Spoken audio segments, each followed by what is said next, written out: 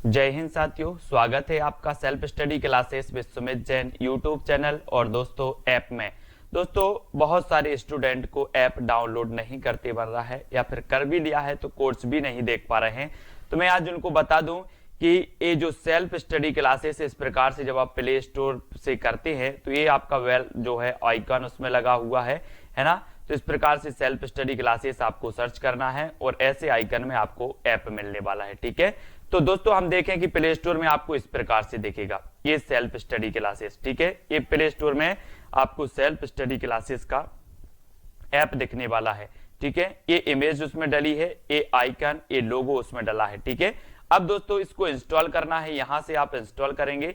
ठीक है, अब इंस्टॉल करेंगे तो वहां पर आपको नंबर मांगेगा, जीमेल नंबर मांगेगा, तो आपको ओटीपी आएगा, तो आप रजिस्टर करके आगे बढ़ेंगे। स्वागत है आपका self study classes Vishwamit Jain YouTube channel में। दोस्तों आज की हिंदी की कक्षा स्टार्ट हो चुकी है और हिंदी साहित्य में आज हम महत्वपूर्ण प्रश्नों पर चर्चा करने वाले हैं। ठीक है, तो सभी लोग वीडियो को लाइक कर दें और वीडियो को शेयर भी करना है। मोस्ट इंपोर्टेंट प्रश्नों पर चर्चा करेंगे, बहुत ही बढ़िया ये प्रश्न होंगे। ठीक है, चलिए तो स्टार्ट करेंगे। आज हिंदी साहित्य में सभी लोगों को फटाफट उत्तर बताना है और जो भी साथी अभी तक चैनल को सब्सक्राइब नहीं कर पाए हैं वो सब्सक्राइब कर लें। ठीक है, और दोस्तों जो अपना YouTube चैनल है इसको क्या मिल गया है, अब ज्वाइन बटन भी अपन को प्राप्त हो गया है। ठीक है, तो जो भी ज्वाइन करना चाहते हैं वो ज्वाइन कर सकते हैं, चैनल को सपोर्ट कर सकते हैं। ठीक है, हिंदी साहित्य YouTube चैनल आपको सब्सक्राइब करके बेल आइकन को जरूर दबाना है। ठीक है, तो स्टार्ट करेंगे आज का ये वीडियो। आज का जो आपका पहला प्रश्न है दोस्तों कि भारतीय आर्य भाषाओं के विकास के कितने चरण हैं। चरण बताना है, कितने चरण हैं, 2 चरण हैं, 3 चरण हैं, 4 चरण हैं या फिर 5 चरण हैं, ये चरण आपको बताना है। तब आपका राइट आंसर क्या हो जाएगा, भारतीय आर्य भाषाओं के विकास के कितने चरण हैं। अगर आपसे बन रहा है तो उत्तर जरूर बताएं और उत्तर आपका होगा दोस्तों कितने चरण हैं। भारतीय आर्य भाषाओं के जो चरण हैं वो है 3 चरण। कितने हैं, 3, यानी कि आपका बिल्कुल सही आंसर हो जाएगा बी नंबर। बी नंबर जिन्होंने बताया उनका आंसर बिल्कुल सही है। अगला क्वेश्चन देख लो, किस विद्वान ने प्राकृत को मीठी तथा संस्कृत को कठोर कहा है। ये बहुत ही बढ़िया प्रश्न है, कई बार पूछा गया है।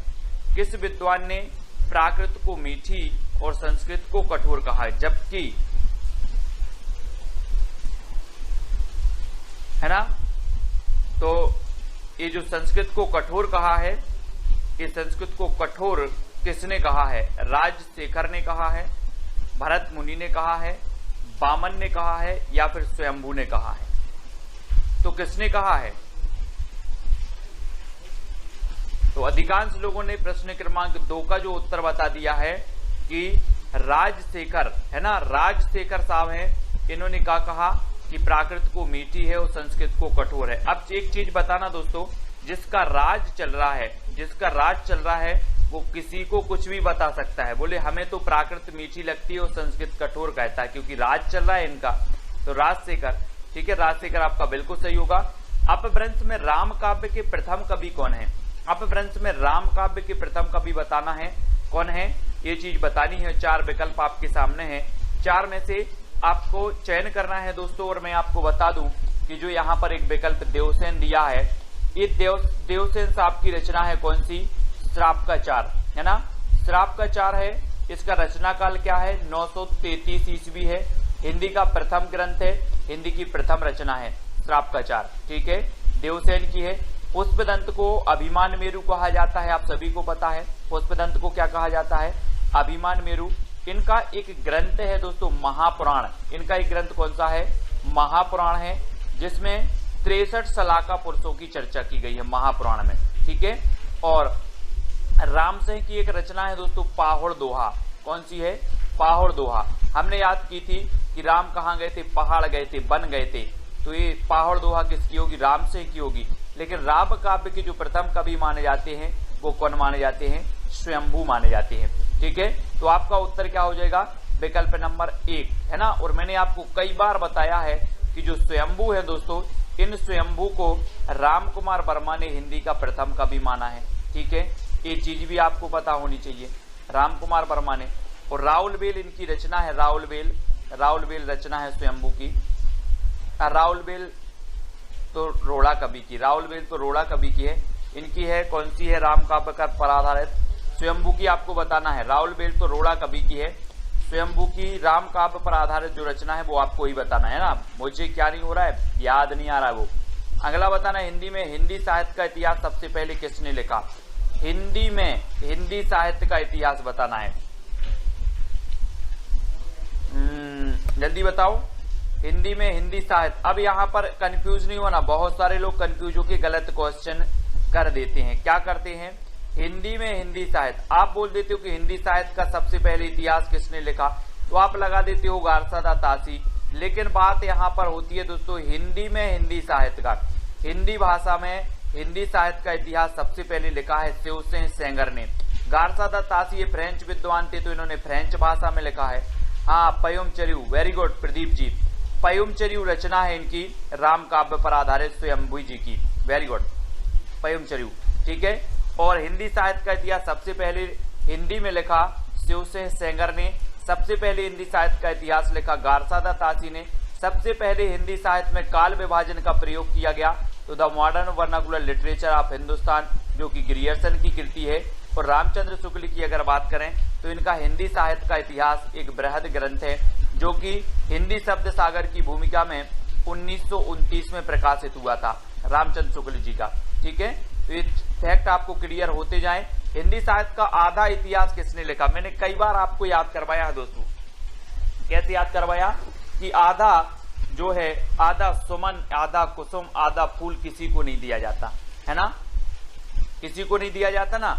तो आधा इतिहास कौन लिखेगा, आधा, बोले सर आधा किसी को नहीं दिया जाता, क्या, फूल, सुमन, कुसुम, है ना, ये सभी पर्यायवाची हैं, तो ये सुमन राजे ने लिखा है ना। और दोस्तों हिंदी साहित्य का दूसरा इतिहास किसने लिख दिया, बच्चन सिंह ने लिख दिया। मैंने आपको याद करवाया था, बोले हिंदी साहित्य का दूसरा इतिहास लिखो, तो बोले दूसरा इतिहास कैसे लिखें, ये बच्चन का काम थोड़ी है, ये बच्चन का काम नहीं है, बच्चों का काम नहीं है दूसरा इतिहास लिखना। और रामचंद्र शुक्ल का तो पता ही है, राम कुमार वर्मा ने हिंदी साहित्य का आलोचनात्मक इतिहास लिखा, ठीक है। और सुमन राजे ने हिंदी साहित्य का आधा इतिहास लिखा, तो ये चीज भी आपको क्लियर हो गई। अगला आपको बताना है दोस्तों, रीतिकाल को अंधकार काल किसने कह दिया, अंधकार काल। मिश्र बंधुओं ने क्या कहा है, त्रिलोचन ने क्या कहा है, मिश्र बंधुओं ने आपको पता है इन्होंने क्या कह दिया, अलंकृत काल, है ना, क्या कह दिया, मिश्र बंधुओं ने क्या कह दिया, त्रिलोचन ने। तो आपको बताना है दोस्तों, अंधकार काल जो कहा है वो किसने कहा है,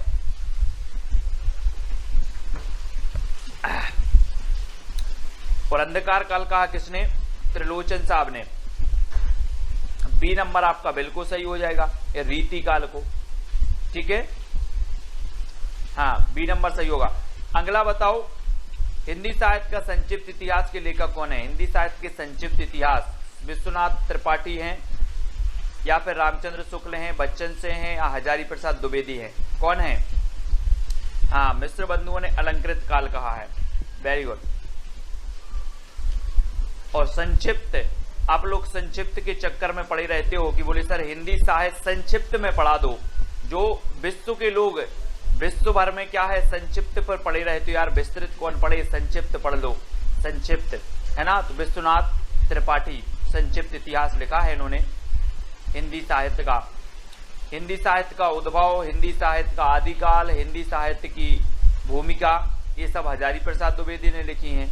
बच्चन सिंह ने तो बता दिया कि हिंदी साहित्य का दूसरा इतिहास लिख दिया। रामचंद्र शुक्ल ने हिंदी साहित्य का इतिहास लिखा है हिंदी शब्द सागर की भूमिका में, है ना। तो ये चीज भी आपको याद रखनी है। और ये नंबर आपका विश्वनाथ त्रिपाठी बिल्कुल सही हो जाएगा। हिंदी की पहली कहानी लेखिका का नाम क्या है दोस्तों, हिंदी की पहली कहानी लेखिका का नाम बताना है। बंग महिला है, चित्रा मुदगल हैं, जानकी देवी बजाज हैं, या फिर कौशल्या वैसंत्री हैं। हमने एक रचना, एक आपकी आत्मकथा याद करवाई थी, दोहरा अभिशाप। दोहरा अभिशाप किसको मिला, कौशल्या को मिला दोहरा अभिशाप, कौशल्या वैसंत्री, है ना। और जानकी देवी बजाज ने क्या की, अपनी गाड़ी, अपनी जीवन यात्रा, है ना, मेरी जीवन यात्रा, जो है बजाज गाड़ी से स्टार्ट की थी जानकी देवी बजाज ने। और पहली कहानी लेखिका मानी जाती है बंग महिला। बंग महिला यानी कि राजा बाला घोष, है ना। ये नंबर आपका बिल्कुल सही हो जाएगा। इनका उपनाम है बंग महिला, तो ये नंबर बिल्कुल सही है। अगला बताना है प्रेमचंद के किस उपन्यास का पात्र सूरदास है। प्रेमचंद का उस उपन्यास का पात्र बताना, ये क्वेश्चन पूछा भी गया है। प्रश्न क्रमांक 9 रंगभूमि का है, निर्मला का है, कर्मभूमि का है या फिर सेवा सदन का है। किसका पात्र है सूरदास। और सूरदास की जब भी बात आती है तो हम सूरदास जी के बारे में पढ़ते हैं दोस्तों कि सूरदास जी वात्सल्य के चतेरे कवि कहा जाते हैं। सूर सागर, सूर सारावली, सूर साहित्य लहरी, है ना, इनकी रचनाएं हैं। सूरदास के गुरु का नाम था वल्लभाचार्य और वल्लभाचार्य के शिष्यों में अष्टछाप में सबसे श्रेष्ठ माने जाते हैं तो सूरदास माने जाते हैं, है ना। और इनके जो सूरदास जी हैं वो रंगभूमि के पात्र हैं सूरदास जी, ठीक है। सूरदास हैं रंगभूमि उपन्यास के पात्र हैं। रंगभूमि, निर्मला, कर्मभूमि, सेवा सदन, है ना, ये सभी जो हैं वो किसके हैं दोस्तों, ये सभी प्रेमचंद जी के हैं। और एक उपन्यास आपको हमेशा याद रहता है कि अधूरा रह गया मंगलसूत्र, प्रेमचंद जी का मंगलसूत्र अधूरा रह गया, ठीक है। बहुत सारे लोगों के रह जाते हैं दोस्तों मंगलसूत्र अधूरे, जो प्रेम करते हैं, है ना। ऐसे ही प्रेमचंद जी का भी मंगलसूत्र अधूरा रह गया। कौन सी रचना अवधि में नहीं है, कौन सी रचना अवधि में नहीं है। रामचरितमानस नहीं है ना। और बैराग संदीपनी, विनय पत्रिका या फिर पद्मावती, जसवंत जी, हाँ, बाल विकास की कक्षा अभी बंद हो गई है ना। कौन सी रचना अवधि में नहीं है, अवधि में नहीं है बतानी है। तो अवधि में कौन सी नहीं है दोस्तों, अवधि भाषा में। हमने आपको अवधि भाषा में जितनी रचनाएं हैं वो आपको बताई थी कि जहां पर राम आए वो अवधि भाषा में है ना। और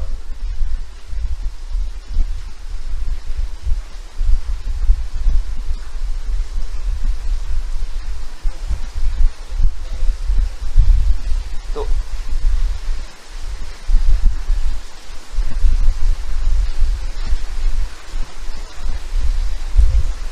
दोस्तों यहां पर जो गड़बड़ हो गया है कुछ, है ना।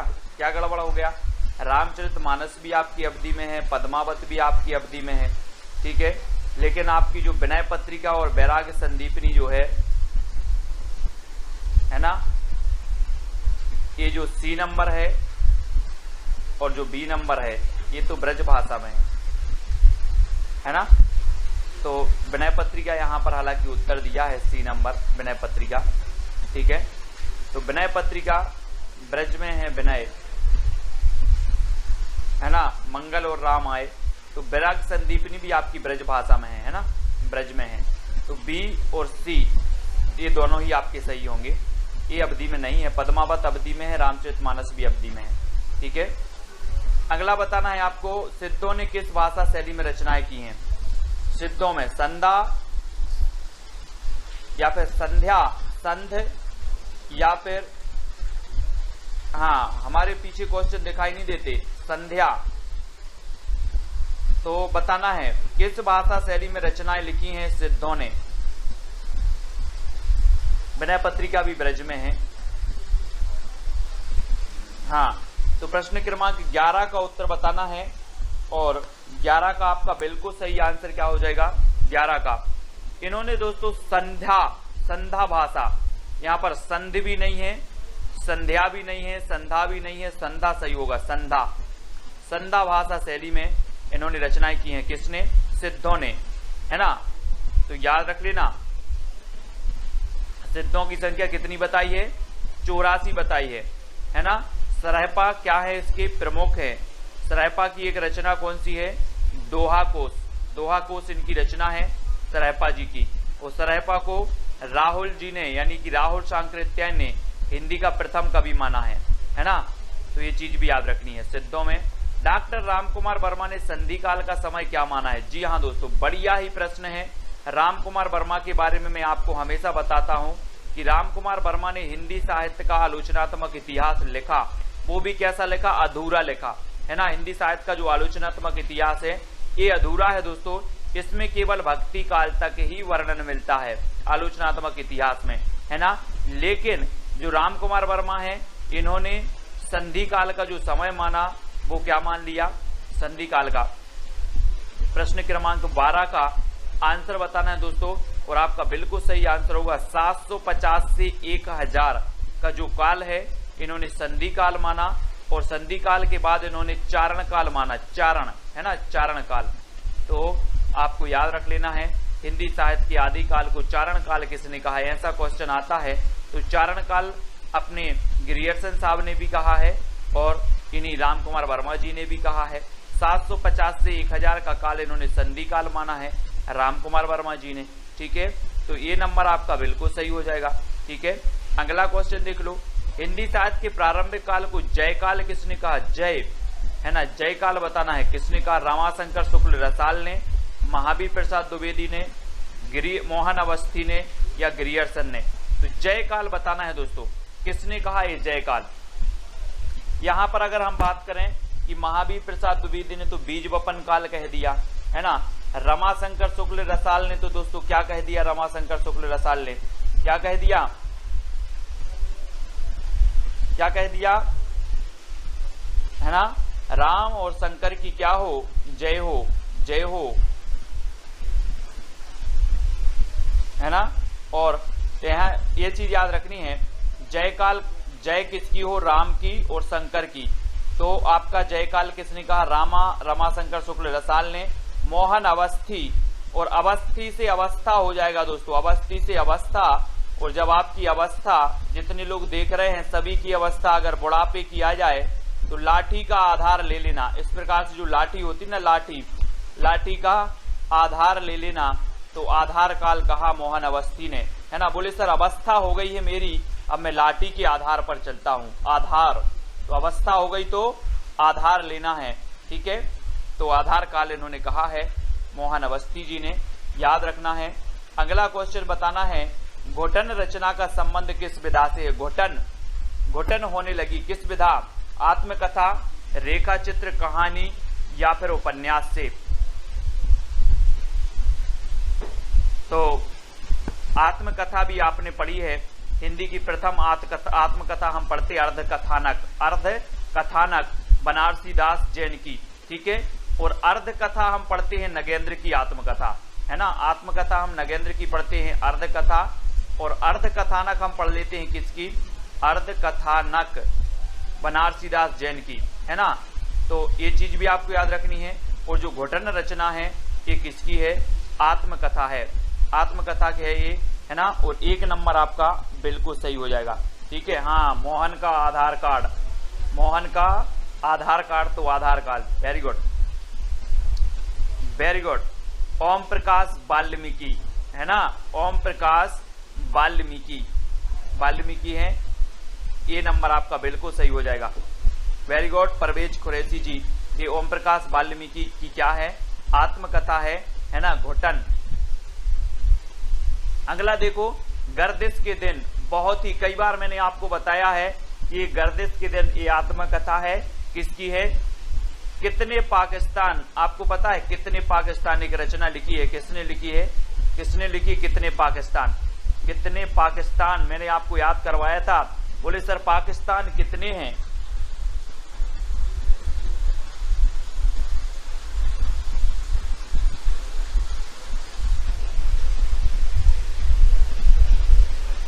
जल्दी बताना है आपको।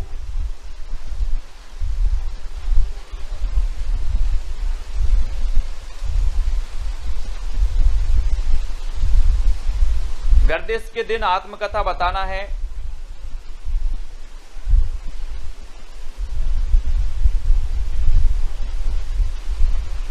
दोस्तों ये जो घोटन है, ये घोटन, वेरी गुड, अपने कुरैशी जी ने बहुत बढ़िया यहां पर सही बताया है कि जो घोटन है, ये घोटन जो रचना है, घोटन ये है दोस्तों आपके कौन की, बहुत बढ़िया तरीके से बताया है अपने कुरैशी जी ने, बहुत बढ़िया, धन्यवाद, है ना। घोटन जो रचना है ये रमाशंकर आर्य की है, यहां पर याद रख लेना, आत्मकथा है ये किसकी है, रमाशंकर आर्य, है ना, ये रमाशंकर आर्य की है, घोटन, है ना, इसको याद रखेंगे। और जो हमने बताई थी कि जो घोटन वाल्मीकि है, जूठन, है ना, जूठन वाल्मीकि साहब की है, जूठन जो है, जूठन वाल्मीकि आत्मकथा है, और ये घोटन जो आत्मकथा है रमाशंकर आर्य की है, ठीक है, ये चीज याद रखनी, रमाशंकर आर्य की, है ना, हाँ, वेरी गुड, तो इसको याद रखेंगे। और गर्दिश के दिन ये कमलेश्वर जी की है, कमलेश्वर जी, बनारसी दास जी की अर्ध कथानक है ना, और जानकी देवी बजाज की मेरी जीवन यात्रा और मेरी जीवन यात्रा, इन दोनों की ही है, ठीक है, हाँ, ठीक है, तो इनको याद रखेंगे। जानकी देवी बजाज की मेरी जीवन यात्रा और राहुल सांकृत्यायन की भी मेरी जीवन यात्रा, इन दोनों की भी याद रखेंगे, ठीक है, बहुत बढ़िया। अगला देखो, पुष्टि मार्ग के प्रवर्तक माने जाते हैं तो कौन माने जाते हैं, वल्लभाचार्य, रामानंद, विट्ठलनाथ और रामानुज, ये जल्दी से बताना है दोस्तों। पुष्टि मार्ग के प्रवर्तक माने जाते हैं तो कौन माने जाते हैं, कोई बात नहीं, देखो जब कोई क्वेश्चन गलत होता है और जब क्वेश्चन को आप गलत से सही करते हो तो वो चीज आप कभी नहीं भूल सकते। जो क्वेश्चन आपका गलत हुआ है और गलत को आप सही करते हो वो क्वेश्चन आपके माइंड में बैठ जाता है, अब आप कभी नहीं भूलोगे। घोटन किसकी है, रमाशंकर आर्य की, जूठन किसकी है, ओम प्रकाश वाल्मीकि की, है ना, तो होना चाहिए, गलत भी होना चाहिए, ठीक है,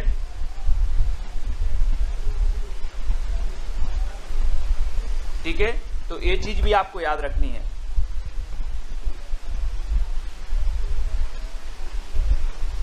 फिर अगला क्वेश्चन आपको बताना, पुष्टि मार्ग के जो प्रवर्तक हैं वो कौन है, पुष्टि मार्ग के प्रवर्तक दोस्तों,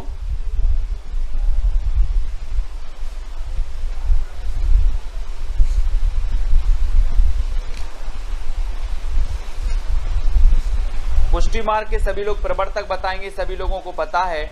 और पुष्टि मार्ग के जो प्रवर्तक माने जाते हैं वो कौन माने जाते हैं, वल्लभाचार्य, है ना, वल्लभाचार्य, यानी कि आपका जो वल्लभाचार्य जी हैं ये नंबर आपका बिल्कुल सही हो जाएगा। पुष्टि मार्ग के प्रवर्तक हैं वल्लभाचार्य, ये नंबर, ठीक है,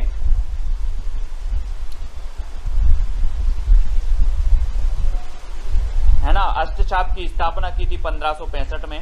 नेक्स्ट बताना, हिंदी के किस साहित्यकार को सर्वप्रथम ज्ञानपीठ पुरस्कार मिला है। मैंने ज्ञानपीठ पुरस्कार से संबंधित जो रचनाएं हैं वो सारी करवाई हैं, ज्ञानपीठ पुरस्कार से संबंधित, है ना,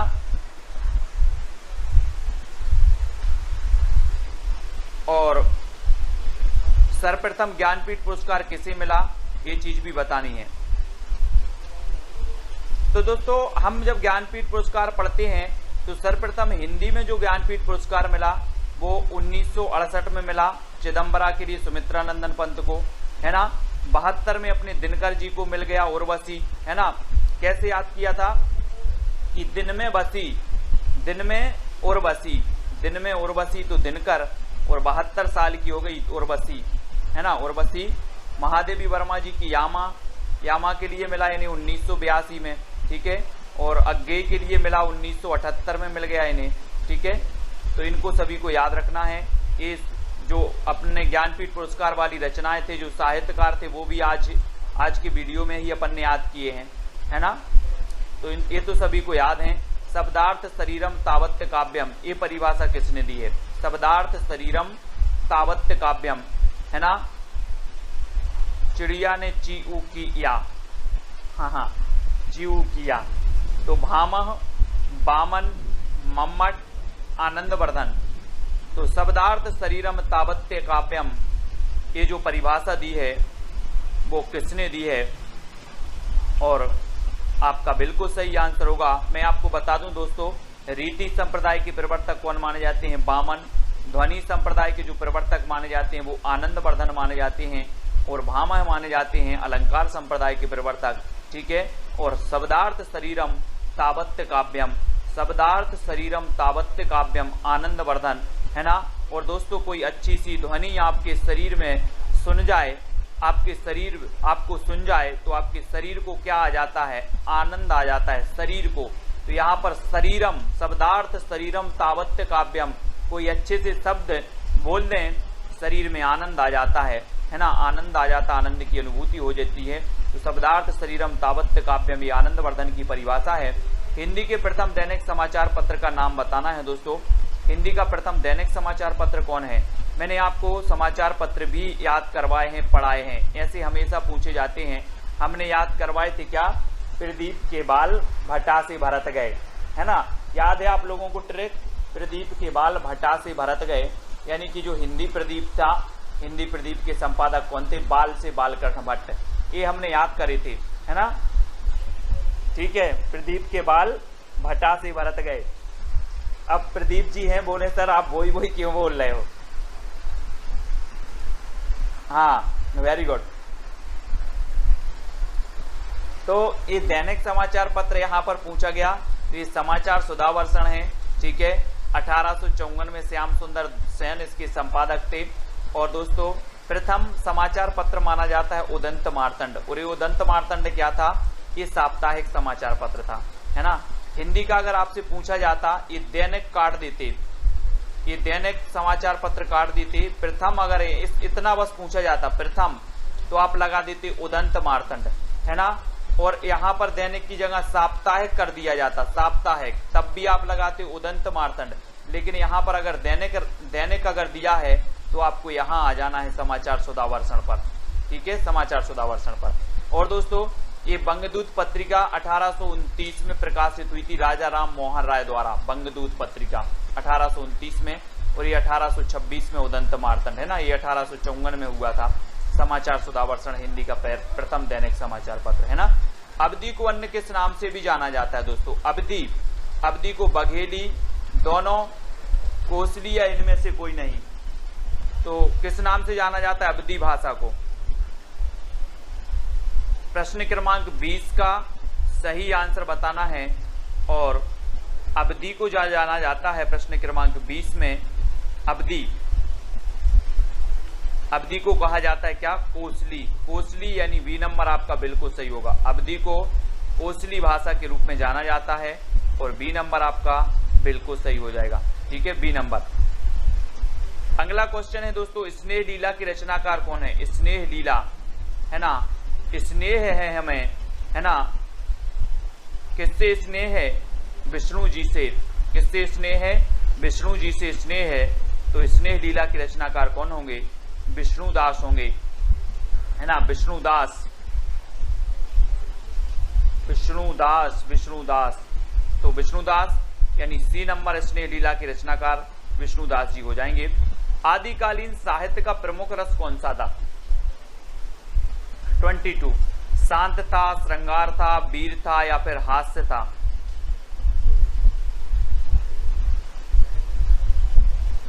आदिकालीन साहित्य का प्रमुख रस कौन सा था? दोस्तों आपने पता है कि रामचंद्र शुक्ल ने 12 रचनाओं के आधार पर इस आदिकाल का नाम रख दिया वीर गाथा काल, है ना, वीर गाथा काल रख दिया। 12 रचनाओं को प्रामाणिकता का आधार माना और वीर रस का जो इसमें प्रधान था। और आश्रय कवि हुआ करते थे, मतलब जो है विभिन्न प्रकार के जो आश्रित राजाओं के आश्रित थे उनकी यशोगान का वर्णन करते थे। तो पूर्ण रूप से इन ग्रंथों को प्रामाणिक नहीं माना गया, ठीक है। अगला आपको बताना है निम्न में से कौन सा मनोविश्लेषणवादी कवि माना जाता है? मनोविश्लेषणवादी, ये क्वेश्चन कई बार पूछा गया है दोस्तों। मनोविश्लेषणवादी, यहाँ आप लोग कंफ्यूज होते हो। देखो मनोविश्लेषणवादी कवि माने जाते हैं कौन कौन?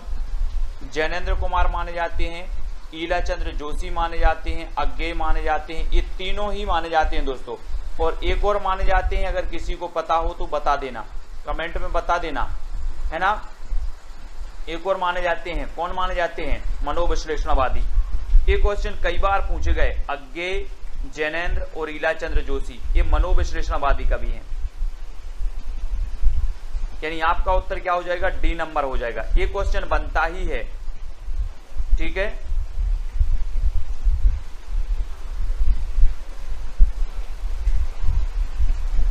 डॉक्टर देवराज, है ना, डॉक्टर देवराज जो हैं वो भी माने जाते हैं, डॉक्टर देवराज, ठीक है, याद रख लेंगे, वेरी गुड। परवेज खुरैशी जी, डॉक्टर देवराज भी मनोविश्लेषणवादी माने जाते हैं ना, तो ये चीज भी आपको याद रखनी है, बहुत बढ़िया। अगला बताना, हिंदी का सबसे प्राचीन छंद कौन सा है? प्राचीन, दोहा है, वर्बे है, छप्पय है या फिर सबैया है? सबसे प्राचीन छंद की बात हो रही है, और सबसे प्राचीन छंद कौन सा माना जाता है?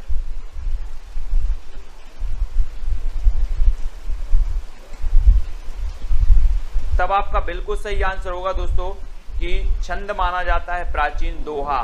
दोहा माना जाता है, यानी कि ये नंबर आपका दोहा बिल्कुल सही हो जाएगा। ठीक है, दोहा प्राचीन छंद है, और दोहा में आप पढ़ते हैं ना 13-11। निम्न में से कौन सा तार सप्तक का कवि नहीं है? तार सप्तक है ना, 4 तार सप्तक प्रकाशित हुए दोस्तों, और तार सप्तक मैंने याद भी करवाए थे, तार सप्तक के कवि याद करवाए थे, है ना। तार सप्तक की बहुत सारी चीजें आपको ट्रिक बताई थी, और नेक्स्ट वीडियो भी मैं बताने वाला हूं तार सप्तक के कवि। प्रथम के कौन है, द्वितीय के कौन है, तृतीय के कौन है ना। नेमी मुक्त भारत की प्रभा गिरी राम की आज्ञा से, कोड है एक तार सप्तक का, नेमी मुक्त भारत की प्रभा गिरी राम की आज्ञा से। ये ऐसा कोड मैं आपको कर करके बताऊंगा। और तार सप्तक के नेमीचंद्र जैन भी हैं, मुक्तिबोध भी हैं, अज्ञेय भी हैं। तो कौन नहीं है? रामधारी से दिनकर साहब नहीं है। दिनकर यानी सी नंबर, ठीक है, दिनकर साहब नहीं है। रामायण महानाटक के रचयिता कौन है दोस्तों? ये 1610 का नाटक है। ये पूछा गया है LT ग्रेड में पूछा गया, यूपी LT ग्रेड में, है ना, कि रामायण महानाटक की रचना कौन है? ज्योतिश्वर ठाकुर हैं, नावादास हैं, प्राणचंद्र चौहान हैं, या फिर दामोदर कवि हैं। तो आपको पता है कि रामायण हमारी क्या है? प्राण है। तो रामायण महानाटक के रचयिता कौन होंगे? प्राणचंद्र चौहान, है ना। और एक रचना है वर्ण रत्नाकर, वर्ण काय में पढ़ना है, वर्णमाला या फिर वर्ण पढ़ना है हमें ज्योति में, अंधेरे में नहीं पढ़ना है, ज्योति में पढ़ना है। तो वर्ण रत्नाकर ज्योतिश्वर ठाकुर की है। भक्तमाल आपको पता है नावादास की है भक्तमाल, ठीक है। और दामोदर कवि की कौन सी है? दामोदर कवि की आपको बताना है कौन सी है, कमेंट में लिखो फटाक से। दामोदर कवि की रचना कौन सी है जो प्रसिद्ध है, पूछी जाती है?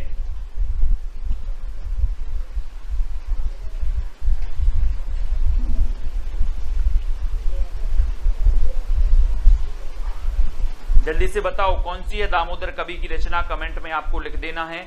और अगले प्रश्न की ओर बढ़ जाते हैं।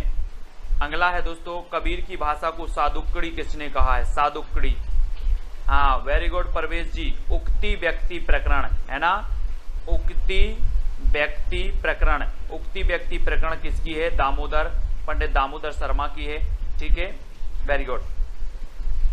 उक्ति व्यक्ति प्रकरण है ना, SG राकेश जी।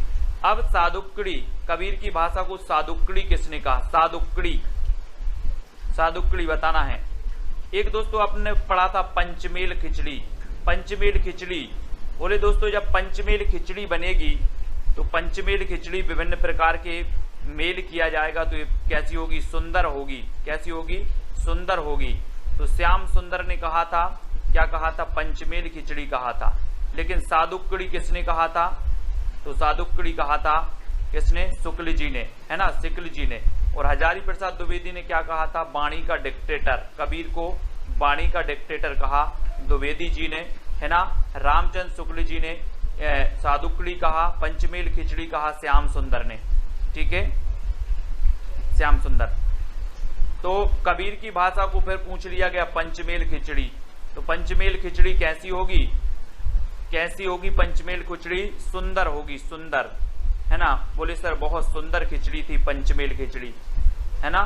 तो श्याम सुंदर दास, बाबू श्याम सुंदर दास ने कह दिया कि ये जो कबीर दास की भाषा है ये तो पंचमेल खिचड़ी है, पंचमेल खिचड़ी, ठीक है। कौन द्विवेदी युग का कवि नहीं है दोस्तों? द्विवेदी युग का कवि कौन नहीं है? वियोगी हरि नहीं है, मैत्रीशरण गुप्त नहीं है, अंबिका दत्त व्यास हैं, या रामनरेश त्रिपाठी नहीं है, बताना है। द्विवेदी युग के आपको पता है कि जो द्विवेदी योग है दोस्तों ये महावीर प्रसाद द्विवेदी जी के नाम पर इस योग का नाम पड़ गया द्विवेदी योग, है ना। और जब महावीर प्रसाद द्विवेदी की बात आती है तो ये 1903 में बन गए सरस्वती पत्रिका के संपादक, है ना। और 1920 तक जमे रहे सरस्वती पत्रिका में, है ना। और सरस्वती पत्रिका की जब बात आती है तो सरस्वती पत्रिका दोस्तों 1900 में जो है ये प्रकाशित हुई थी, और श्याम सुंदर जो थे वो क्या थे, इसके प्रथम संपादक थे। और दोस्तों इसके जो संपादक और संस्थापक में बहुत कम कंफ्यूज हो जाता है सभी लोग में। और चिंतामणि जो घोष थे वो सरस्वती पत्रिका के क्या थे, संस्थापक थे। प्रथम संपादक थे श्याम सुंदर और 1900 में ये प्रकाशित हुई थी, है ना, तो याद रख लेना है। और द्विवेदी युग का कवि कौन नहीं है, तो कौन नहीं है, अंबिका दत्त व्यास। ठीक है, ये अंबिका दत्त व्यास कौन से युग के हैं, ये भारतेंदु युग के हैं, भारतेंदु युग के हैं, है ना। वियोगी हरि हैं, मैथिशरण गुप्त भी हैं, रामनरेश त्रिपाठी भी हैं। ठीक है, तो इनको अपन याद रखेंगे। अगला बताना, अयोध्या से उपाध्याय हरिओद की प्रथम रचना कौन सी है दोस्तों। प्रथम रचना बताना है, कृष्ण शतक है, रस कलश है, प्रिय प्रवास है या वैदेही वनवास है। तो 30 का आंसर ये कई बार पूछा गया है ना। और अयोध्या से उपाध्याय हरिओद की जब बात आती है दोस्तों, तो इनके बारे में हम पढ़ते हैं कि ठेठ हिंदी का ठाठ, अयोध्या से उपाध्याय हरिओद की कई बार पूछी गई है। ठेठ हिंदी का ठाठ, ठेठ हिंदी का ठाठ, ये रचना कई बार पूछी गई। और प्रिय प्रवास तो आपको पता है कि जो प्रिय प्रवास है हिंदी खड़ी बोली का जो है प्रथम महाकाव्य माना जाता है प्रिय प्रवास। ठीक है, और अयोध्या से उपाध्याय हरिओद की ठेठ हिंदी का ठाठ बिल्कुल सही है। और इनकी जो प्रथम रचना मानी जाती है दोस्तों, वो मानी जाती है कौन सी, कृष्ण शतक, है ना, कृष्ण शतक। यानी कि आपका जो उत्तर है वो क्या हो जाएगा, 1 नंबर बिल्कुल सही होगा। आनंद अरुणोदय बताना है। 4 विकल्प आपको दिए जाते हैं। सबसे पहला विकल्प आपका है जगमोहन सिंह की है, दूसरा भारतेंदु, तीसरा प्रेमघन और चौथा राधा कृष्ण दास की। तो किसकी रचना है दोस्तों आनंद अरुणोदय, ये हमें बताना है। और जो भी साथी सब्सक्राइब नहीं किए हैं वो सब्सक्राइब जरूर कर लेना। ठीक है, सभी लोग सब्सक्राइब कर लेना जितने भी साथी ने नहीं किया है। और जिन साथियों को क्या नहीं पहुंचती है, इन्फॉर्मेशन नहीं पहुंचती है, वो बेल आइकन को जरूर दबाएंगे। ठीक है, बेल आइकन को आपको जरूर दबाना है और ऑल पर क्लिक करना है बेल आइकन को दबाकर। और आज का जो पहला प्रश्न है कि दोस्तों अगर कोई प्रेम से बोल दे, प्रेम से अगर 2 शब्द बोल दे तो आपको क्या आ जाता है, बोले आनंद आ गया सब, है ना, आनंद आ गया। तो प्रेम घन, है ना, प्रेम घन, और प्रेम की अगर घन छा जाए तो आनंद आ जाता है ना। तो इसलिए सी नंबर आपका बिल्कुल सही हो जाएगा, सी नंबर, आनंद प्रेमघन। अब दोस्तों यहाँ पर राधा कृष्ण दास, भारतेंदु, जगमोहन सिंह, प्रेमघन, ये सभी भारतेंदु युग के कवि हैं, है ना। और अगला क्वेश्चन आपको बताना, भारतेंदु की कविता की सबसे बड़ी विशेषता क्या है। ब्रज और खड़ी बोली दोनों में काव्य रचना, प्राचीन और नवीन का समन्वय, या फिर प्राचीन व्यंग द्वारा अंग्रेजी शासन की निंदा, या फिर सांप्रदायिक कट्टरता का अभाव। तो भारतेंदु की कविता की सबसे बड़ी जो विशेषता है वो विशेषता क्या है। भारतेंदु जी के बारे में जब तक मैं आपको बता दूं कि इनका जन्म हुआ था 1850 में और 1885 में इनकी मृत्यु हो गई। ठीक है, किसकी, भारतेंदु जी की। भारतेंदु युग का नाम इन्हीं के नाम पर रखा गया, भारतेंदु युग। और इनका एक जो दोस्तों भारतेंदु मंडल था, भारतेंदु मंडल। और एक क्वेश्चन ऐसा भी पूछा जाता है कि भारतेंदु युग के सबसे वरिष्ठ जो कवि माने जाते हैं वो कौन माने जाते हैं, तो बालकृष्ण भट्ट। बालकृष्ण भट्ट सबसे वरिष्ठ माने जाते हैं जिनका जन्म हुआ था 1844 में। ठीक है, और बालकृष्ण भट्ट की जब बात आ ही गई है दोस्तों, तो हिंदी प्रदीप के संपादक थे बालकृष्ण भट्ट, है ना। तो याद रख लेना है, प्रदीप के बाल भट्टा से भरत गए, है ना। और भारतेंदु की कविता की सबसे बड़ी जो विशेषता थी कि व्यंग द्वारा अंग्रेजी शासन की निंदा, यानी कि आपका जो उत्तर है वो सी नंबर बिल्कुल सही हो जाएगा। व्यंग द्वारा अंग्रेजी शासन की निंदा, ये भारतेंदु युग की कविता की सबसे बड़ी विशेषता थी, यानी आपका उत्तर क्या होगा, सी नंबर। ठीक है, अगला बताना है कामायनी में श्रद्धा किसका प्रतीक है। अब दोस्तों कामायनी की यहाँ पर जब बात आ गई है तो कामायनी के बारे में भी जान लेते हैं। जब तक आप उत्तर का चयन करेंगे जब तक मैं आपको बता दूं कि कामायनी का जो सन माना जाता है, जो काल माना जाता है, प्रकाशन काल माना जाता है, वो 1935 माना जाता है। कामायनी 15 सर्ग हैं। कामायनी जयशंकर प्रसाद की रचना है। ठीक है, ये चीज भी आपको याद रखनी है, कामायनी किसकी है, जयशंकर प्रसाद की है। और दोस्तों इसमें श्रद्धा किसका प्रतीक है? एक क्वेश्चन कई बार आपसे पूछा गया है। तो कामायनी में जो श्रद्धा प्रतीक है वो हृदय का प्रतीक है। हृदय यानी कि उर में विराजमान उर का प्रतीक है, हृदय का प्रतीक है।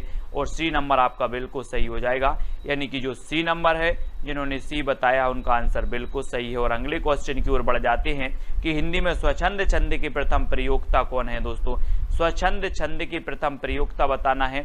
श्रीधर पाठक हैं, निराला हैं, राम नरेश त्रिपाठी हैं या फिर प्रसाद जी हैं। और आपको पता होगा कि दोस्तों जो अपने महावीर प्रसाद द्विवेदी थे, महावीर प्रसाद द्विवेदी, इन्होंने क्या किया कि ये संपादक थे कई के सरस्वती पत्रिका के। और जो छंद मुक्त रचना इनकी जो थी वो कौन सी थी? निराला जी की कौन सी थी? जूही की कली थी। और जूही की कली को प्रकाशित करने से मना कर दिया महावीर प्रसाद द्विवेदी ने। और फिर आगे चलकर ये जूही की कली जो रचना है बहुत ही प्रसिद्ध हुई और ये जो है दोस्तों प्रसिद्धि का आधार बनी निराला जी की। निराला जी यानी बी नंबर बिल्कुल सही है। ठीक है, इनका एक शोक गीत है दोस्तों, कौन सा? सरोज स्मृति। संसार का सबसे शोक गीत माना जाता है इनका, निराला जी का सरोज स्मृति। तो ये चीज भी आपको याद रखना है ना। और ठीक है, अगला पूछा जाता है कि छायावादी काव्य का रुद्र किसे कहा जाता है? रुद्र बताना है किसे कहा जाता है। 4 विकल्प में से आपको उत्तर बताना है। और सबसे पहले मैं आपको बता दूं कि जो महादेवी वर्मा है दोस्तों, महादेवी वर्मा के बारे में जान लेते हैं। सबसे पहला जो इनका फैक्ट आता है कि इन्हें क्या कहा जाता है? महादेवी वर्मा को आधुनिक मीरा कहा जाता है। ठीक है, दूसरा फैक्ट आपका आता है दोस्तों कि महादेवी वर्मा की जो यामा रचना है इसे 1982 में ज्ञानपीठ पुरस्कार मिला। ठीक है, और जो महादेवी वर्मा जी हैं ये छायावाद की आधार स्तंभ मानी जाती है। ठीक है, और महादेवी की रचनाएं हैं रश्मि, नीरजा, सरोज, ये सभी हैं। ठीक है, हाँ बेटी है सरोज स्मृति। और महादेवी वर्मा के बारे में तो हमने जान लिया, लेकिन जो रुद्र कहा जाता है वो किसे कहा जाता है? निराला जी को कहा जाता है। और दोस्तों इनकी एक रचना और पूछी जाती है, तोड़ती पत्थर, है ना। तोड़ती पत्थर यथार्थवादी रचना है इनकी, तोड़ती पत्थर, है ना। ऐसा पूछा जाता है तोड़ती पत्थर किस प्रकार की रचना मानी जाती है? तो यथार्थवादी मानी जाती है। और पंत को प्रकृति का चितेरा कवि भी कहा जाता है, प्रकृति का चितेरा कवि। और नंद दुलारे वाजपेयी ने पंत को क्या माना है? छायावाद का प्रवर्तक माना है। किसने? नंद दुलारे वाजपेयी ने पंत को छायावाद का प्रवर्तक मान लिया। और प्रसाद जी को छायावाद का प्रवर्तक किसने माना है? तो जोशी साहब ने माना है, ईला चंद्र जोशी साहब ने। ठीक है, तो ये छायावाद के 4 आधार स्तंभों में से हमने इनकी बात कर ली, इनके बारे में जान लिया। ठीक है, अगला क्वेश्चन देखो, लोकायतन किस प्रकार की रचना है दोस्तों? लोकायतन बताना है। जब तक मैं आपको बता दूं कि जो लोकायतन रचना है ये पंत जी की है। किसकी है? पंत की। हाँ, राम की शक्ति पूजा भी इनकी लंबी कविताओं में से एक है, और निराला जी की। और लोकायतन बताना है तो लोकायतन ये पंत की रचना है। और एक किस प्रकार की है? प्रबंध काव्य है, मुक्तक है, गीति नाट्य है या फिर चंबू काव्य है?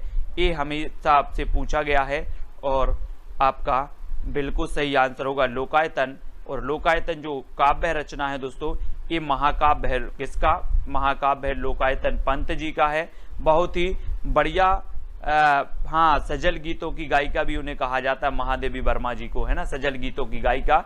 और लोकायतन महाकाव्य पंत जी का है, ये चीज भी याद रखनी है ना। और ये प्रबंध काव्य है, इसलिए याद रखना प्रबंध काव्य के। आपको पता है महाकाव्य और खंडक काव्य 2 भेद होते हैं प्रबंध काव्य के। ठीक है, तो ये प्रबंध काव्य है, महाकाव्य है पंत जी का। अगला क्वेश्चन है आचार्य नंद दुलारे वाजपेयी ने छायावाद का जनक किसे माना है? छायावाद का जनक मैंने पहले ही आपको बता दिया है, तो उत्तर बताने में आपको दिक्कत नहीं होगी। निराला जी ने माना है, मुकुटधर पांडे ने माना है, जयशंकर प्रसाद या फिर सुमित्रा नंदन पंत ने माना है। तो किसने मान लिया दोस्तों? नंद दुलारे वाजपेयी को छायावाद का जनक,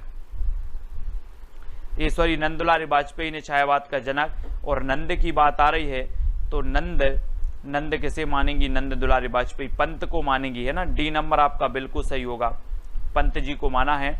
और मुकुटधर पांडे को किसने माना है? तो शुक्ल जी ने माना है ना, मुकुटधर पांडे को शुक्ल जी ने। और सुमित्रा नंदन पंत को दुलारे वाजपेयी ने। ईला चंद्र जोशी ने माना है जयशंकर प्रसाद जी को। ठीक है, ये भी याद रखेंगे सभी लोग।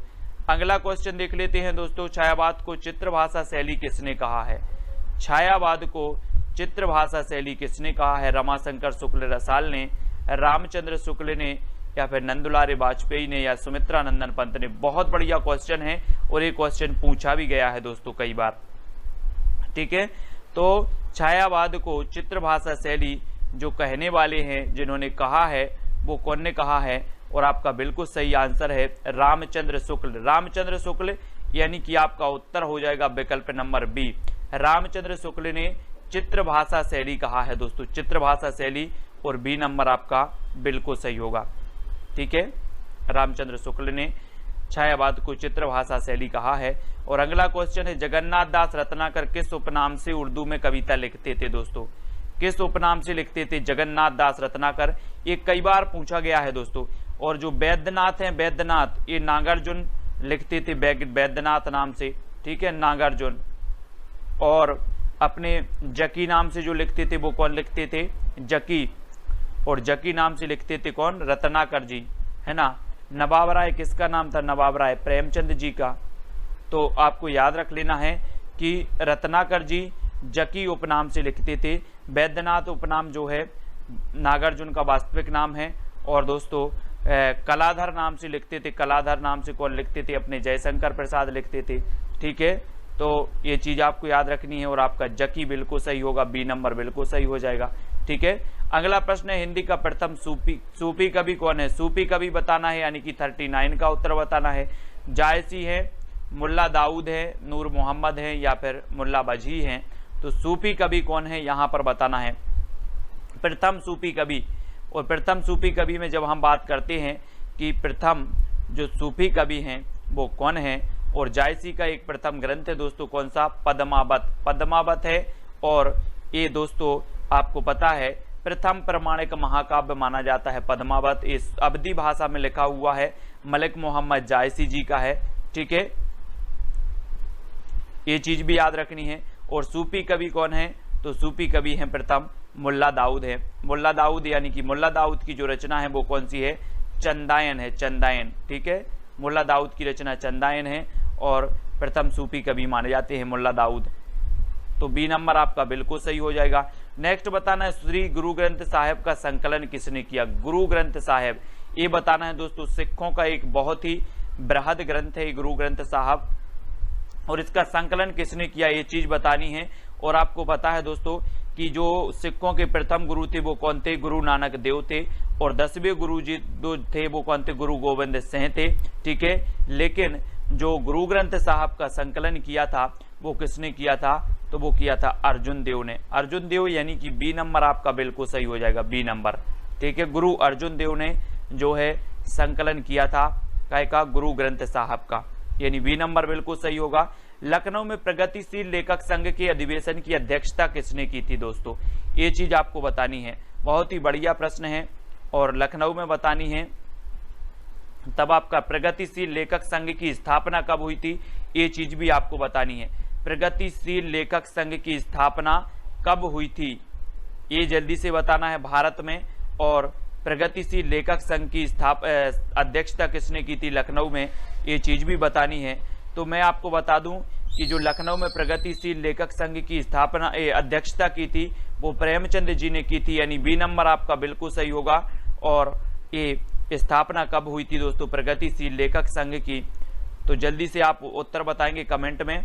और अगले क्वेश्चन की ओर बढ़ जाते हैं कि खरोष्ठी लिपि की उत्पत्ति किससे हुई है? चित्रलिपि से हुई, सामी से हुई, ब्राह्मी, या फिर अरमेई की लिपि से हुई है? तो किस लिपि से हुई है? हाँ, वेरी गुड, 1936 आपका बिल्कुल सही है। अब आपको खरोष्ठी लिपि की उत्पत्ति बतानी है, किससे हुई है खरोष्ठी लिपि की उत्पत्ति? और आपका बिल्कुल सही आंसर होगा दोस्तों कि जो खरोष्ठी लिपि की उत्पत्ति मानी जाती है, कई बार क्वेश्चन पूछा गया है, और अरमेई की लिपि से हुई है। अरमेई की लिपि, यानी डी नंबर आपका बिल्कुल सही हो जाएगा। ठीक है, अरमेई की लिपि से खरोष्ठी लिपि की उत्पत्ति हुई है। और अगले क्वेश्चन की ओर है, अंतस्थ व्यंजनों की संख्या कितनी है दोस्तों? अंतस्थ व्यंजन आप पढ़ते हो ना, या, रा, ला, वा, है ना? तो ये अंतस्थ व्यंजन है, अंतस्थ व्यंजन है ना। और अगर इसको ऐसे पढ़ें कि यार लव, है ना, और दोस्तों यार से लव किया जाता है, प्रेम किया जाता है, तो कैसे किया जाता है? अंतस्थ से किया जाता है कि बाह्य से किया जाता है ना। बाहरी रूप से तो नहीं करते कोई लोग, दिखावटी तो नहीं करता कोई, है ना, अंतस्थ से किया जाता है। बोले सर यार से लव किया जाता है तो अंतस्थ से किया जाता है ना। तो यार लव यानी कि या रा ला वा, इस प्रकार से इसको पूरा अगर जोड़ दो तो यार लव हो जाता है। और यार से लव किया जाता है अंतस्थ से, और अंतस्थ व्यंजनों की संख्या होती है 4, यानी कि ए नंबर आपका बिल्कुल सही हो जाएगा, ए नंबर। ठीक है। और अगला दोस्तों है मानक हिंदी से क्या तात्पर्य है? साहित्यिक पुस्तकों की भाषा, साधारण बोलचाल की भाषा, केवल पढ़ाई लिखाई की भाषा, या शिष्ट और सुशिक्षित लोगों की भाषा। मानक हिंदी से क्या तात्पर्य है? मानक हिंदी यानी कि प्रश्न क्रमांक 44 का उत्तर बताना है, और 44 का आंसर क्या हो जाएगा? मानक हिंदी से क्या तात्पर्य है?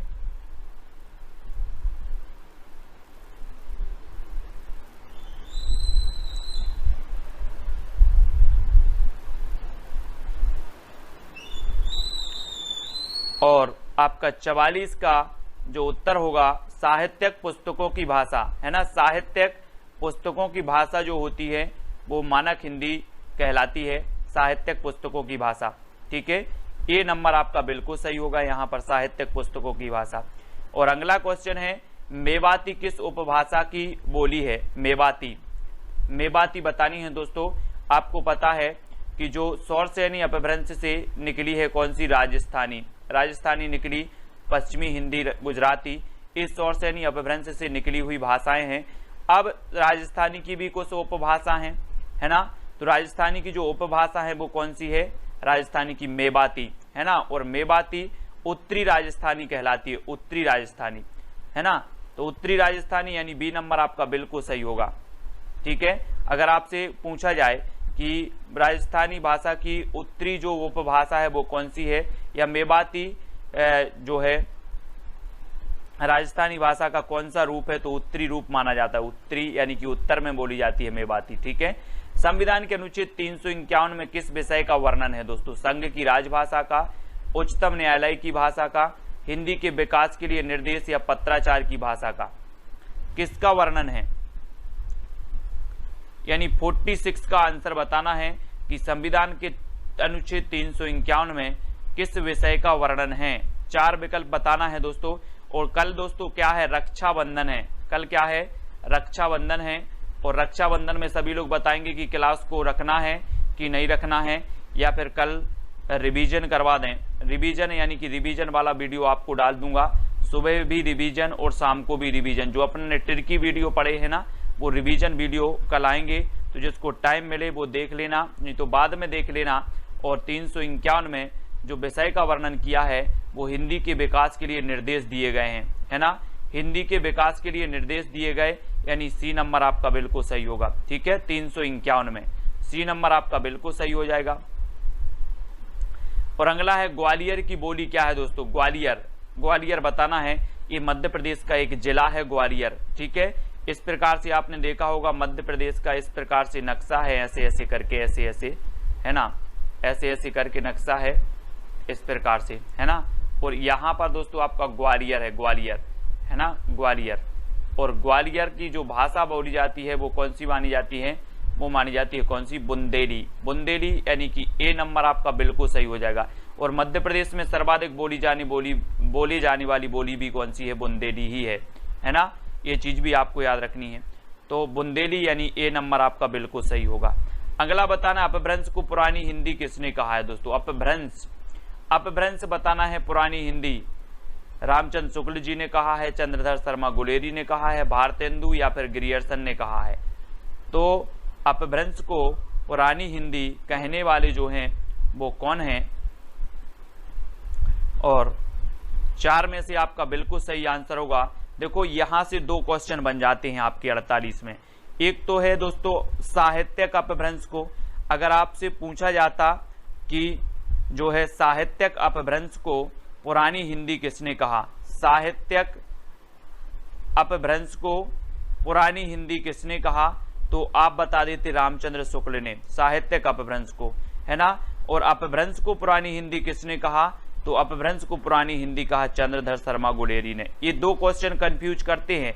यहां पर अगर आगे साहित्यिक अपभ्रंश जुड़ जाता, साहित्यिक, तो आपका उत्तर हो जाता रामचंद्र शुक्ल, लेकिन नहीं जुड़ा है, भगवान करे, अच्छा है नहीं जुड़ा, तो आप बी नंबर बता सकते हो।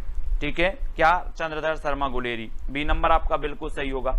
संविधान की 8वीं अनुसूची में कौन सी भाषा शामिल नहीं है, 4 विकल्प हैं, कौन सी भाषा शामिल नहीं है। सुबह 9:30 पर अपनी क्लास होती है हिंदी साहित्य की, है ना, तो हिंदी साहित्य की ट्रिकी वीडियो की क्लास आती है, वो जरूर देखना है। और संविधान की 8वीं अनुसूची में जो भाषा शामिल नहीं है वो भाषा कौन सी है, बोडो है, भोजपुरी है, मैथिली है या फिर डोंगरी है। और आपको पता है दोस्तों कि जो भोजपुरी भाषा है, भोजपुरी, ये शामिल नहीं है, जबकि जो मैथिली है, मैथिली शामिल है ना, मैथिली भी है, डोंगरी भी है, बोडो भी है, लेकिन भोजपुरी ये 8वीं अनुसूची में शामिल नहीं है, यानी सी नंबर आपका बिल्कुल सही हो जाएगा। ठीक है, सी नंबर भोजपुरी।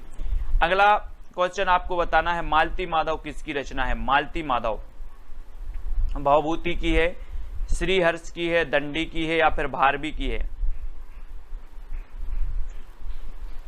और है ना, भोजपुरी आप लोग देखते होंगे ना, भोजपुरी जो फिल्म आती है, मैं भी देखता हूं कभी कभी, दिनेश लाल यादव जी की निरहुआ, है ना, और वो कौन है, खेसारी लाल, उनकी भी देखते हैं, बढ़िया फिल्में होती हैं, है ना। सबसे अच्छी लगी थी मुझे वो फिल्म कौन सी, आपकी निरहुआ हिंदुस्तानी, बहुत ही बढ़िया फिल्म थी और दोस्तों पूरी गांव पर आधारित थी। अगर आप लोगों ने नहीं देखी निरहुआ हिंदुस्तानी तो वो मूवी देखें, बहुत ही बढ़िया है। और मालती माधव यहाँ पर भवभूति की रचना है, यानी ए नंबर बिल्कुल सही हो जाएगा। ठीक है, ए नंबर भवभूति, मालती माधव के रचनाकार है भवभूति, और ए नंबर बिल्कुल सही होगा। रोला छंद के प्रत्येक चरण में कितनी मात्राएं होती हैं, रोला की बात हो रही है यहाँ पर, रोला, रोला, दोहा, सोरठा, है ना।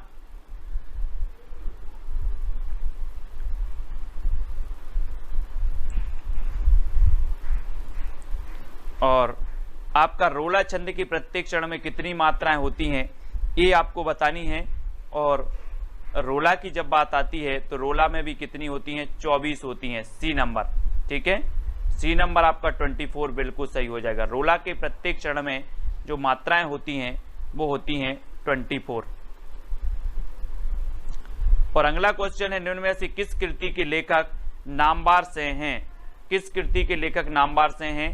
आलोचना और काव्य, आस्था और सौंदर्य, दूसरी परंपरा की खोज या भाषा और समाज। तो किस आलोचना, किस कृति के लेखक माने जाते हैं नामवार से।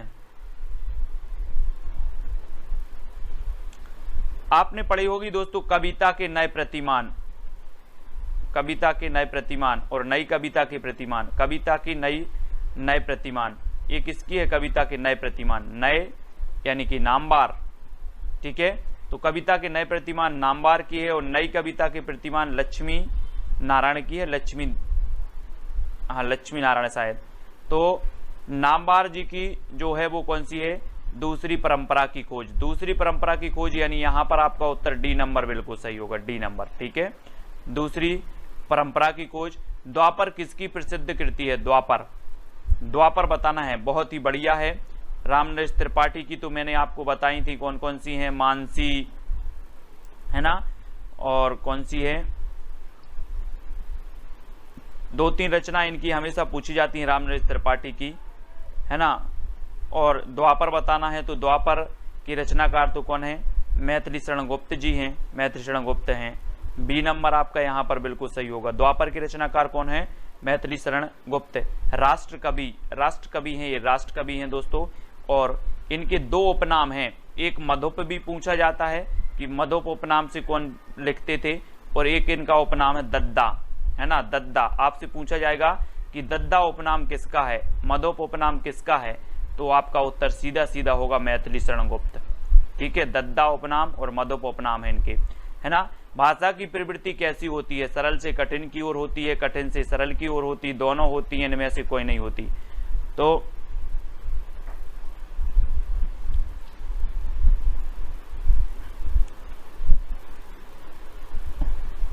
भाषा की जो प्रकृति होती है, प्रवृत्ति होती है दोस्तों, वो कैसी होती है? कठिन से सरल की ओर, है ना, कठिन से सरल की ओर, कठिन से सरल की ओर, यानी कि बी नंबर आपका बिल्कुल सही होगा। ठीक है, कठिन से सरल की ओर। सबसे पहले जब हम कोई भाषा सीखते हैं तो हमें कैसी लगती है? बहुत कठिन लगती है, पहाड़ जैसी लगती है ना, कैसी लगती है? पहाड़ जैसी लगती है, कठिन लगती है। क्या? भाषा। और भाषा की प्रवृत्ति होती ही है कठिन से सरल की ओर। जैसे जैसे हम पढ़ते जाते हैं, आगे बढ़ते जाते हैं, तो ये सरल लगने लगती है। ठीक है, तो सरल से कठिन नहीं होती। बहुत सारे लोग यहाँ पर कंफ्यूज हो जाते हैं कि सरल से कठिन की ओर, बिल्कुल नहीं होती, ये कठिन से सरल की ओर होती है भाषा की प्रवृत्ति। ठीक है, हाँ, very good Kamlesh ji. Quasi Mansi मिलन, है ना, ये रचना है रामनरेश त्रिपाठी की। ठीक है, प्रेमचंद घर में शीर्षक से प्रेमचंद की जीवनी किसने लिखी? बहुत ही बढ़िया है, ये पूछी गई थी दोस्तों एलटी ग्रेड में। एलटी ग्रेड, यूपी का एलटी ग्रेड होता है एक एग्जाम, उसमें पूछी गई थी ये प्रेमचंद घर में, है ना, प्रेमचंद घर में है। और प्रेमचंद जी की दूसरी पत्नी थी, कौन थी? कौन थी? मैंने हमेशा आपको बताया है कि प्रेमचंद जी की दूसरी पत्नी थी शिवरानी देवी। पहले इनका विवाह हुआ था, एक कुरूप महिला से विवाह हुआ था दोस्तों, कुरूप, है ना। तो फिर इनका विवाह हुआ किससे? बाद में शिवरानी देवी से। और शिवरानी देवी ने लिखी थी प्रेमचंद घर में, प्रेमचंद घर में, है ना। और अमृत राय इनके पुत्र का नाम था, प्रेमचंद जी के, अमृत राय। तो प्रेमचंद घर में शिवरानी देवी, है ना। और बट वृक्ष की छाया में जीवनी किसके जीवन पर आधारित है? जीवन पर आधारित बताना है दोस्तों। ये जो बट वृक्ष की छाया में ये जीवनी लिखी किसने है? कुमुद नागर ने। किसने लिखी? कुमुद नागर। यानी कि अगर इसकी रचनाकार आपसे पूछा जाता कि बट वृक्ष की छाया की रचनाकार कौन है, तो आप बता देते कुमुद नागर। लेकिन आपसे पूछा गया है कि ये किसके जीवन पर आधारित है, ये पूछा गया है, तो आपको बताना है कि ये अमृतलाल नागर के जीवन पर आधारित है, यानी सी नंबर आपका यहाँ पर बिल्कुल सही होगा। ठीक है, अमृतलाल नागर के जीवन पर आधारित लिखी किसने है? कुमुद नागर ने, है ना। तो बी नंबर आपका, सी नंबर इस प्रश्न का आपका बिल्कुल सही होगा, अमृतलाल नागर। ठीक है, तो अगला क्वेश्चन आपको बताना, अकाल पुरुष गांधी जीवनी के लेखक कौन है? अकाल पुरुष गांधी, ये तो कई बार पूछी गई है दोस्तों। अकाल पुरुष गांधी दिनकर की है, मोहन राकेश की है, जैनेन्द्र कुमार की है, या फिर अज्ञे की है?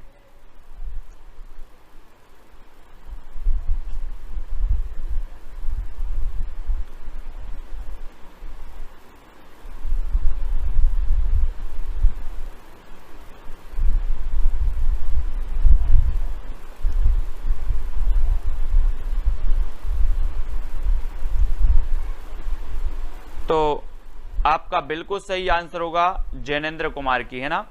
जैनेन्द्र कुमार की रचना है अकाल पुरुष गांधी। अकाल पुरुष गांधी, यानी डी नंबर आपका बिल्कुल सही होगा, जैनेन्द्र कुमार की है ना।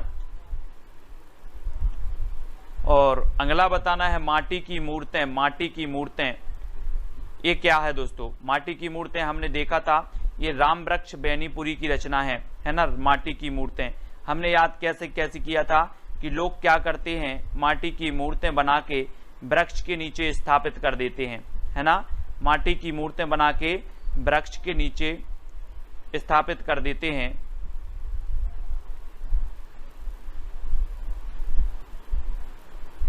है ना।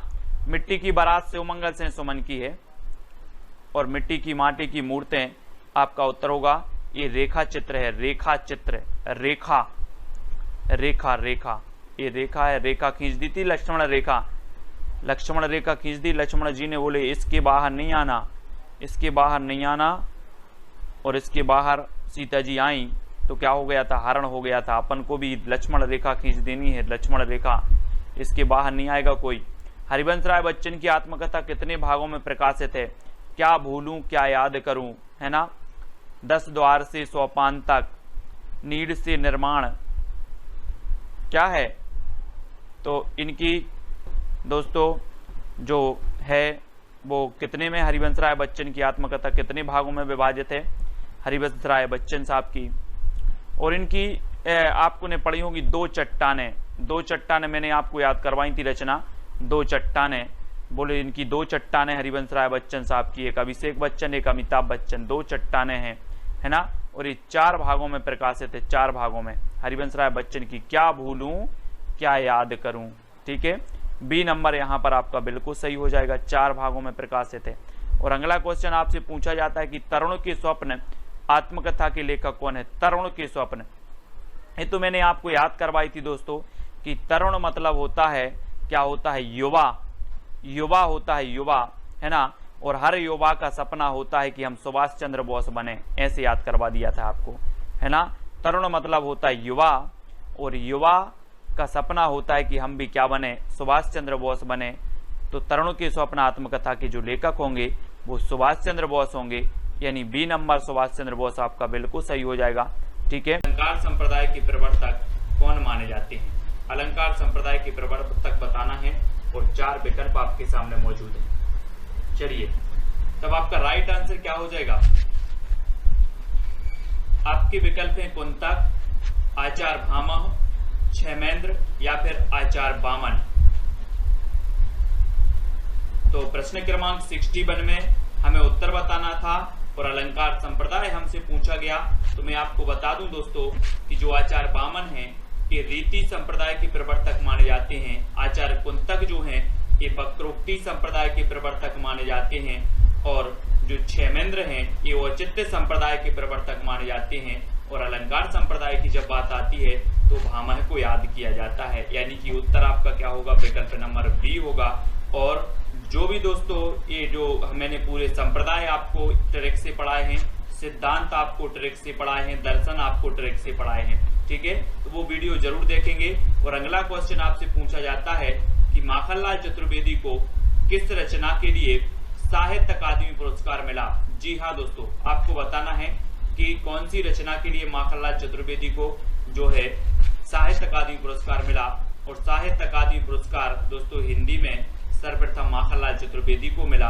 और इसकी रचना बतानी है कि वो रचना कौन सी है, और सन भी आपको याद करवाया था मैंने, वो सन कौन सा है वो भी आपको बताना है।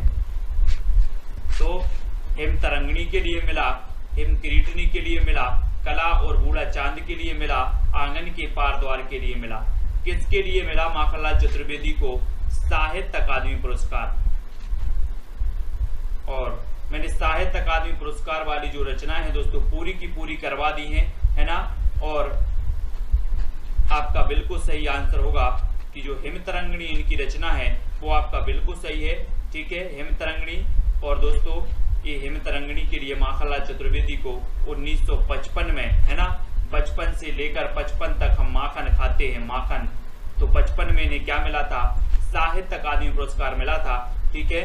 और कला और बूढ़ा चांद, कला और बूढ़ा चांद ये सुमित्रा नंदन पंत की है, सुमित्रा नंदन पंत की है कला और बूढ़ा चांद, सभी लोगों को पता है। और इन्हें 1960 में मिला था, 60 में, कला और बूढ़ा चांद के लिए, ठीक है, ये चीज भी आपको याद रखनी है। अगला है शब्दार्थौ काव्यम, यह परिभाषा किसने दी है। शब्दार्थौ काव्यम वामन ने दी है, मम्मट ने दी है, रुद्रट या फिर भामह ने दी है।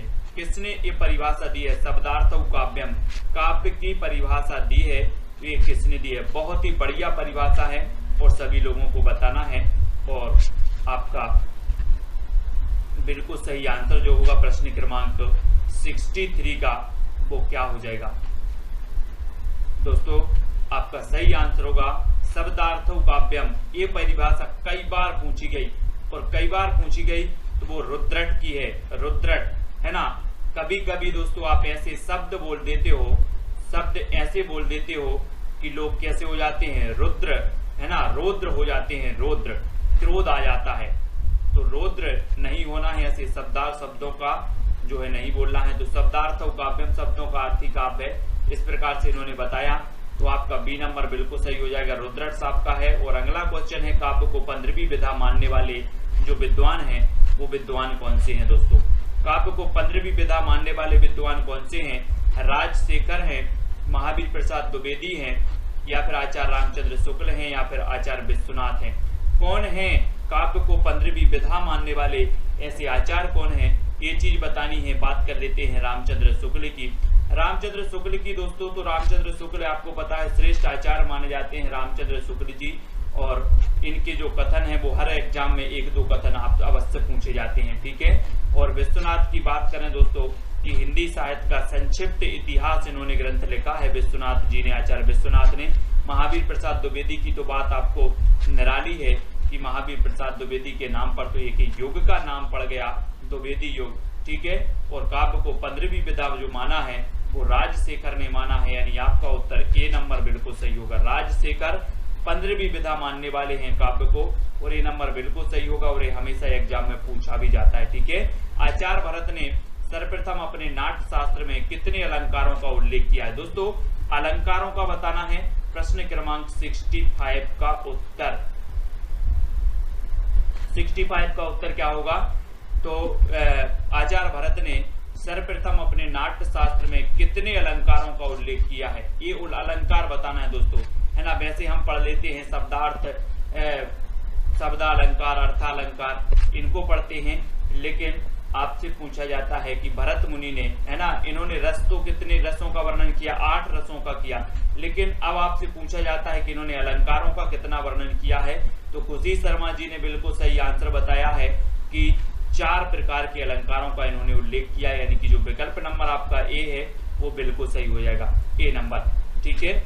अगला बताना है दोस्तों, ध्वन्यालोक के टीकाकार कौन है? ध्वन्यालोक के टीकाकार बताना है, और ये जो ध्वन्यालोक है ये रचना किसकी है? आनंद वर्धन साहब की। लेकिन ध्वन्यालोक के जो टीकाकार हैं वो कौन है ना। औचित्य संप्रदाय अपन ने पढ़ा था क्षेमेंद्र, वक्रोक्ति संप्रदाय पढ़ लिया था कुंतक, है ना।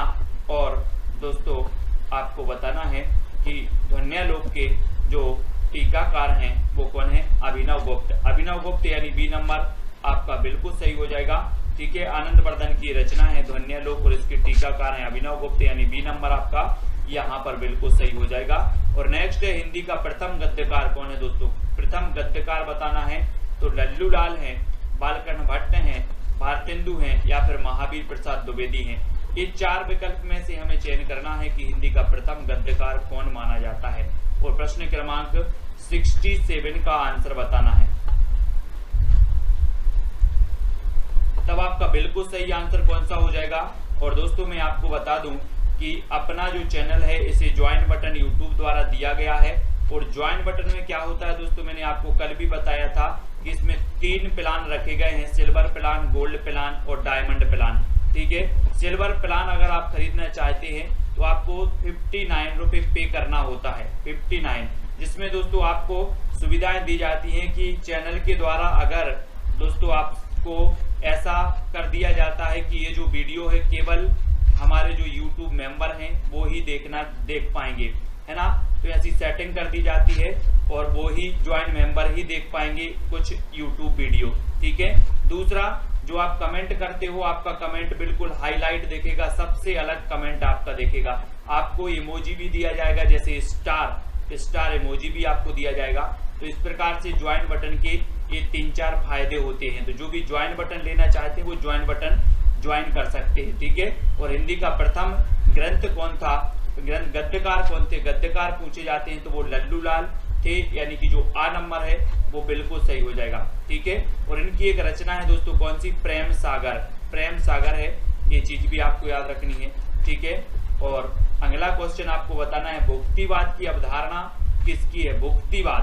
भुक्तिवाद बहुत ही बढ़िया प्रश्न है दोस्तों, और ये मम्मट की है, भट्ट लोलट की है, भट्ट नायक की है, या फिर आनंद वर्धन की है। तो भुक्तिवाद की जो अवधारणा है वो किसकी है? प्रश्न क्रमांक 68 में हमें उत्तर बताना है। और 68 में जो आपका बिल्कुल सही आंसर होगा वो कौन सा होगा? भुक्तिवाद की अवधारणा होती है, ये जो है वो किसकी है? भट्ट नायक की। हाँ, भट्ट नायक की है भुक्तिवाद, भट्ट नायक की है। बी नंबर आपका बिल्कुल सही हो जाएगा, भट्ट नायक, ठीक है, बी नंबर। और कुटज की रचयिता कौन है? कुटज की बताना है दोस्तों, हजारी प्रसाद द्विवेदी, विद्यानिवास मिश्र, रामचंद्र शुक्ल, या फिर भारतेंदु। तो कुटज के रचयिता कौन माने जाते हैं? 4 विकल्प है।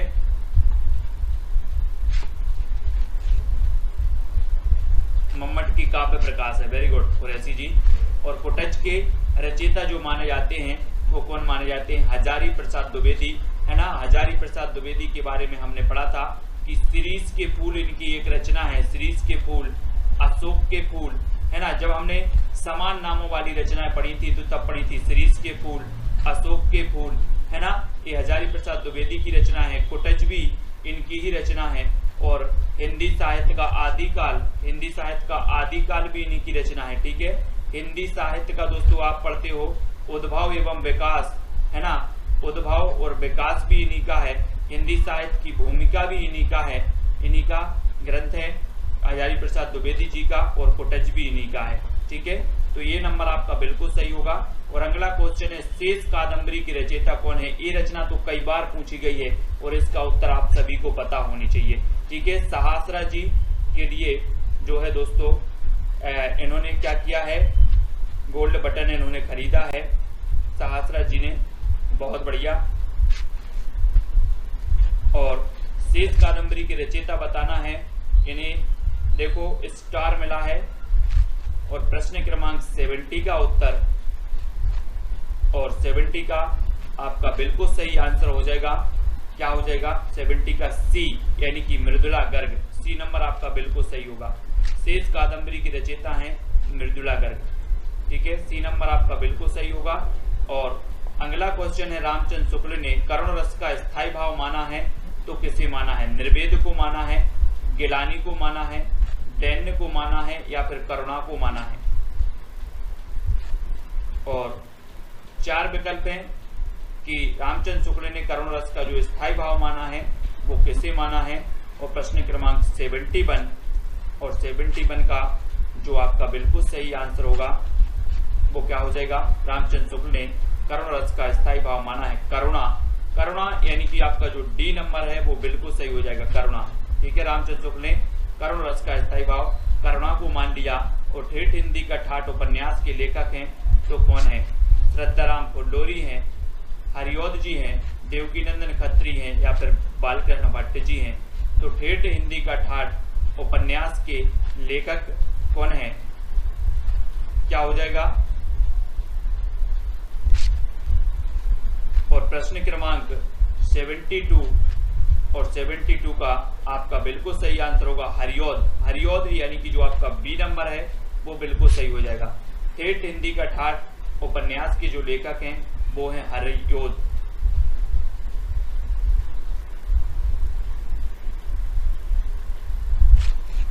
तो शेष कादंबरी अलका सरावगी की भी है, हाँ वेरी गुड, उमा देवी जी, वेरी गुड, बहुत बढ़िया। ये जो रचना है वो अलका सरावगी की है, शेष कादंबरी, ठीक है, बहुत बढ़िया। 70 का 1 नंबर बिल्कुल सही हो जाएगा, है ना। अलका सरावगी की है शेष कादंबरी, इसको सुधार लेना। और रामचंद्र शुक्ल ने करुणा बताया है। ठेठ हिंदी का ठाठ ये हरिऔध जी की रचना है, बी नंबर आपका बिल्कुल सही हो जाएगा, बहुत बढ़िया, ठीक है। अगला बताना है निम्न में से कौन सी भारत पाक विभाजन पर आधारित कहानी नहीं है? भारत पाक विभाजन पर आधारित कहानी कौन सी नहीं है? सिक्का बदल गया, जन्मभूमि, व्यथा, सरगम, या फिर फांसी। भारत पाक विभाजन पर आधारित कहानी कौन सी नहीं है, ये चीज बतानी है आपको। और आपका बिल्कुल सही आंसर हो जाएगा, क्या हो जाएगा? फांसी। फांसी यानी कि जो सी नंबर है वो बिल्कुल सही हो जाएगा, ठीक है। ये जो फांसी है, बाकी सिक्का बदल गया आपको कृष्णा सोप्ती की पता होगी, है ना। ये जो है भारत पाक विभाजन पर आधारित है, जन्मभूमि भी भारत पाक विभाजन पर आधारित है, व्यथा भी भारत पाक विभाजन पर आधारित है। तो कौन सी नहीं है? फांसी नहीं है, और सी नंबर आपका बिल्कुल सही हो जाएगा, ठीक है, सी नंबर फांसी ये भारत पाक विभाजन पर आधारित नहीं है। और अगला क्वेश्चन है आपका कि भारतेंदु को हिंदी का प्रथम निबंधकार किसने माना? भारतेंदु जी को हिंदी का प्रथम निबंधकार मानने वाले जो विद्वान हैं वो कौन है? 4 विकल्प हैं। और आचार्य रामचंद्र शुक्ल जी ने माना है, कि शिवदान सिंह चौहान, या फिर प्रताप नारायण मिश्र, या फिर बाल मुकुंद गुप्त ने माना। किसने माना हिंदी का प्रथम निबंधकार? और प्रश्न क्रमांक 74। और आपका बिल्कुल सही आंसर होगा कि भारतेंदु को हिंदी का प्रथम निबंधकार जो मानने वाले हैं वो है शिवदान सिंह चौहान। कौन है? शिवदान सिंह चौहान। इन्होंने प्रथम निबंधकार माना है किसे? भारतेंदु जी को। और 74 का आपका बिल्कुल सही आंसर बी नंबर बिल्कुल सही हो जाएगा, बी नंबर। ठीक है। अगला क्वेश्चन है दोस्तों, तुम चंदन हम पानी निबंध के रचनाकार कौन है? शरद जोशी जी हैं, विवेकी राय हैं, विद्यानिवास मिश्र हैं या फिर रमेश चंद्र साय हैं। कौन है? तुम चंदन हम पानी निबंध के रचनाकार, यानी कि प्रश्न क्रमांक 75 का उत्तर लिखना है।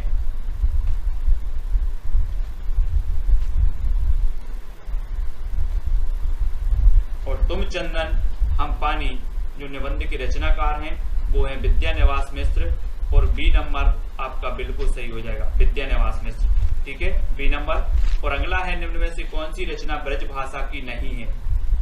ब्रज भाषा की नहीं है तो कौन सी नहीं है? जानकी मंगल नहीं है, दोहावली, गीतावली या फिर कवितावली। तो कौन सी रचना ब्रज भाषा की नहीं है? यानी कि 77 का उत्तर बताना है। और 77 ब्रज भाषा की जो नहीं मानी जाती, गीतावली है, दोहावली है, कवितावली भी है ना। लेकिन यहाँ पर मंगल आया है, मंगल, तो मंगल आया है तो वो कौन सी हो जाएगी? ये अवधी भाषा में हो जाएगी। बाकी यहाँ पर ब्रज भाषा में नहीं पूछा गया तो नहीं है, तो कौन सी नहीं है? जानकी मंगल नहीं है। ठीक है, मंगल मंगल मंगल, जानकी मंगल। ठीक है। और ये खंड काव्य भी है। और यहाँ पर बताना कौन सा खंड काव्य है? खंड काव्य परवे रामायण, दोहावली, पार्वती मंगल या फिर विनय पत्रिका।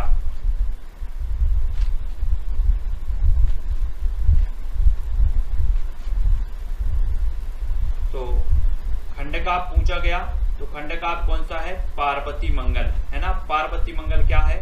खंड काव्य है। और आपका उत्तर होगा बी नंबर। ठीक है, बी नंबर आपका बिल्कुल सही हो जाएगा। एक खंड काव्य माना जाता है तुलसीदास जी का। ठीक है, खंड काव्य।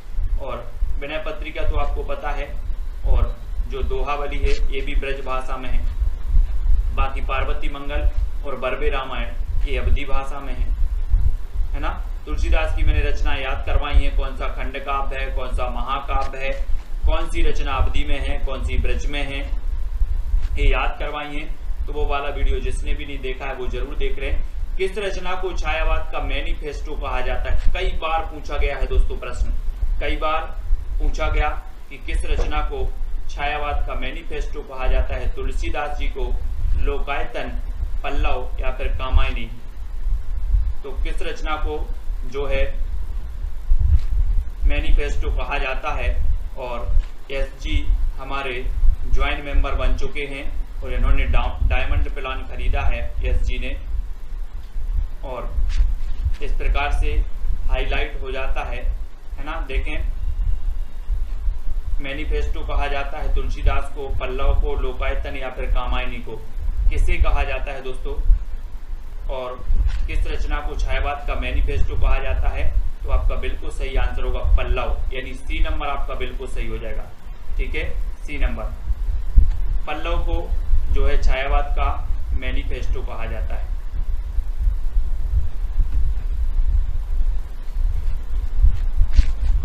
पल्लव आपका बिल्कुल सही हो जाएगा, पल्लव।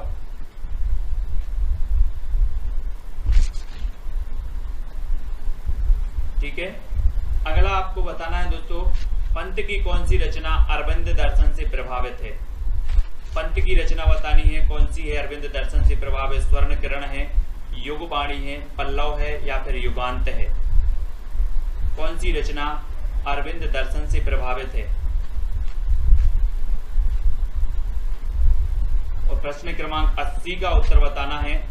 बहुत ही बढ़िया रचना है अरविंद दर्शन। और अरविंद दर्शन से जो प्रभावित है वो कौन सी है? स्वर्ण किरण। स्वर्ण किरण यानी कि ए नंबर, ये पूछी जाती है दोस्तों। आपको पता है कि स्वर्ण किरण हो, पल्लव हो, युगांत हो या फिर युगवाणी हो, है ना। ये दोस्तों आपकी क्या है?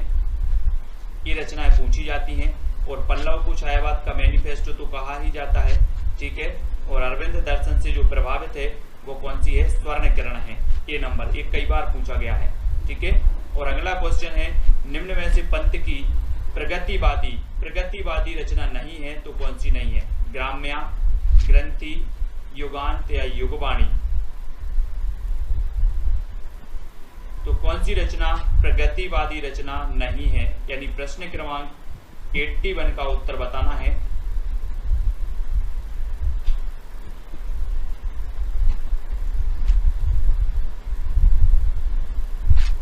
दोस्तों आपको पता होगा कि जो पंत थे सुमित्रानंदन पंत, इन्होंने एक रचना लिखी थी कौन सी, युगांत। और युगांत रचना के माध्यम से इन्होंने छायावाद का अंत किया, यानी कि छायावाद का युग का अंत हुआ युगांत से। और प्रगतिवादी रचना यहाँ पर नहीं है पूछी गई, तो वो ग्रंथि नहीं है, ग्रंथि है ना।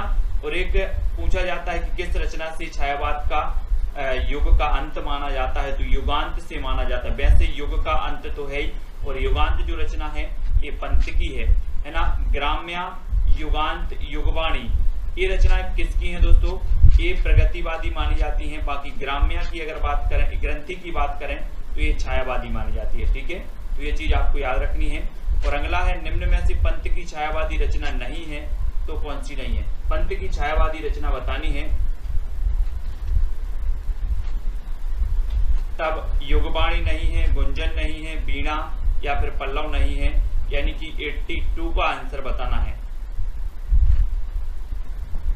और 82 में आपका छायावादी रचना हमने अभी पढ़ा है कि वीणा भी है, पल्लव भी है, गुंजन भी है, लेकिन कौन सी नहीं है, युगवाणी। युगवाणी यानी कि जो आपका ए नंबर है युगवाणी, वो बिल्कुल सही हो जाएगा, ए नंबर, ठीक है। ए नंबर आपका सही होगा।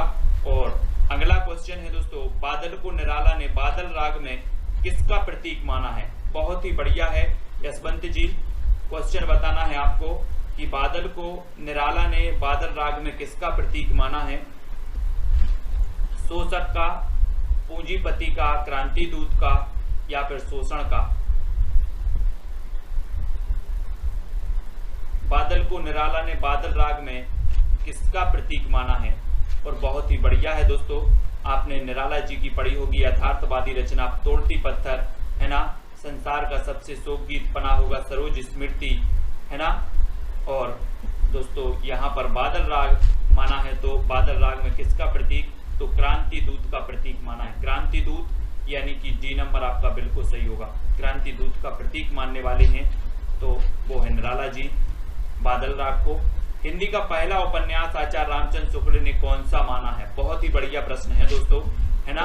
ये क्वेश्चन पूछा जाता है आपसे, कैसा पूछ लिया गया। सबसे पहली बात तो हिंदी का पहला उपन्यास पढ़ा होगा आपने, परीक्षा गुरु को। लेकिन अब आपसे अगर पूछ लिया गया कि रामचंद्र शुक्ल ने कौन सा माना है, तो आप कंफ्यूज हो जाते हो हमेशा। तो आप याद रख लेना कि हिंदी का प्रथम उपन्यास परीक्षा गुरु को रामचंद्र शुक्ल ने ही माना है। किसने माना है, रामचंद्र शुक्ल ने ही माना है। तो आपका उत्तर हो जाएगा परीक्षा गुरु, और ए नंबर आपका बिल्कुल सही हो जाएगा, ठीक है। ए नंबर, परीक्षा गुरु आपका ए नंबर बिल्कुल सही होगा। और अगला क्वेश्चन देख लेते हैं कि प्रथम विश्व हिंदी सम्मेलन कहाँ हुआ था। कहाँ हुआ था, मॉरिशस में, नागपुर में या फिर भोपाल या फिर नई दिल्ली में। प्रथम विश्व हिंदी सम्मेलन बताना है दोस्तों, ये कहाँ पर हुआ था। और मैं आपको बता दूं कि ये जो प्रथम हिंदी सम्मेलन हुआ था, ये हुआ था प्रथम कहाँ पर, नागपुर में। कहाँ पर हुआ था, नागपुर। और आपका उत्तर होगा विकल्प नंबर सी, ठीक है। सी नंबर आपका बिल्कुल सही होगा। नागपुर में प्रथम विश्व हिंदी सम्मेलन हुआ था। और अगला क्वेश्चन है, अद्वैतवाद के प्रवर्तक हैं तो कौन है। शंकराचार्य हैं, क्षेमेंद्र हैं, रामानुजाचार्य हैं, विष्णु स्वामी हैं। अद्वैतवाद के प्रवर्तक कौन माने जाते हैं। विकल्प बताना है, 4 विकल्प आपके सामने है। 86 का उत्तर बताना है, फिर आपका राइट आंसर क्या होगा।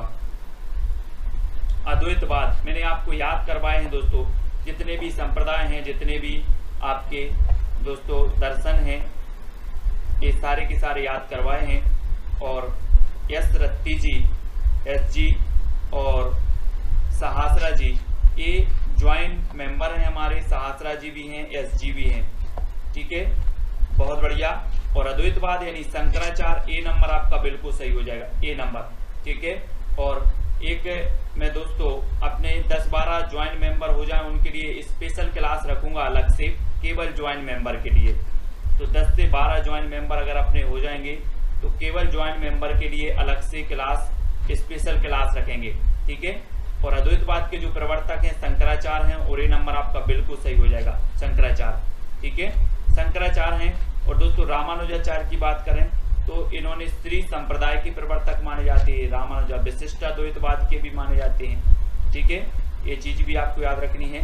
और अगला है लक्ष्मीपुरा नामक रिपोर्टाज के लेखक कौन है? लक्ष्मीपुरा रांगी राघव हैं, शमशेर बहादुर, शिवदान सिंह चौहान या धर्मवीर भारती हैं।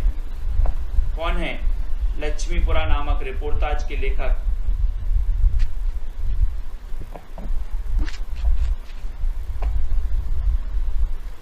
और प्रश्न क्रमांक 87 और 87 का आपका बिल्कुल सही होगा लक्ष्मीपुरा।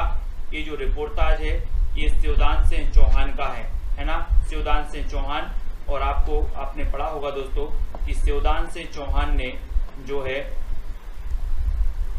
क्या किया है? शिवदान सिंह चौहान ने भारतेंदु जी को हिंदी का प्रथम निबंधकार माना है ना, किसने? शिवदान सिंह चौहान ने। ये तो आपको पता ही होगा। और लक्ष्मीपुरा नामक जो रिपोर्टाज है ये भी किसका है? शिवदान सिंह चौहान का ही है। तो बी नंबर यहाँ पर आपका बिल्कुल सही होगा, ठीक है। और ब्रजभाषा का विकास किस अपभ्रंश से हुआ? किस अपभ्रंश की कौन सी अवस्था से हुआ है? कौन सी अपभ्रंश से हुआ है? जल्दी से बताना है।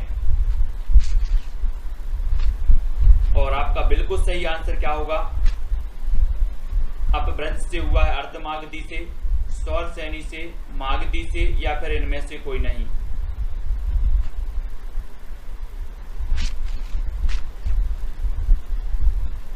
शमशेर को कहा जाता है कवियों का कवि, हाँ, लेकिन यहां पर आपका सही होगा कि जो ब्रज भाषा है दोस्तों, ब्रज भाषा ये पश्चिमी हिंदी की भाषा है, पश्चिमी हिंदी की, है ना। और ब्रज भाषा का विकास अपभ्रंश की सौरसेनी से हुआ है ना, सौरसेनी से। तो आ नंबर आपका, सी नंबर आपका बिल्कुल सही होगा, सी नंबर, ठीक है। नेक्स्ट है कौन सी रचना आदिकाल की नहीं है? आदिकाल की कौन सी नहीं है? रामचंद्रिका, पदावली, दोहा कोश या फिर पृथ्वीराज रासो? कौन सी रचना आदिकाल की नहीं है?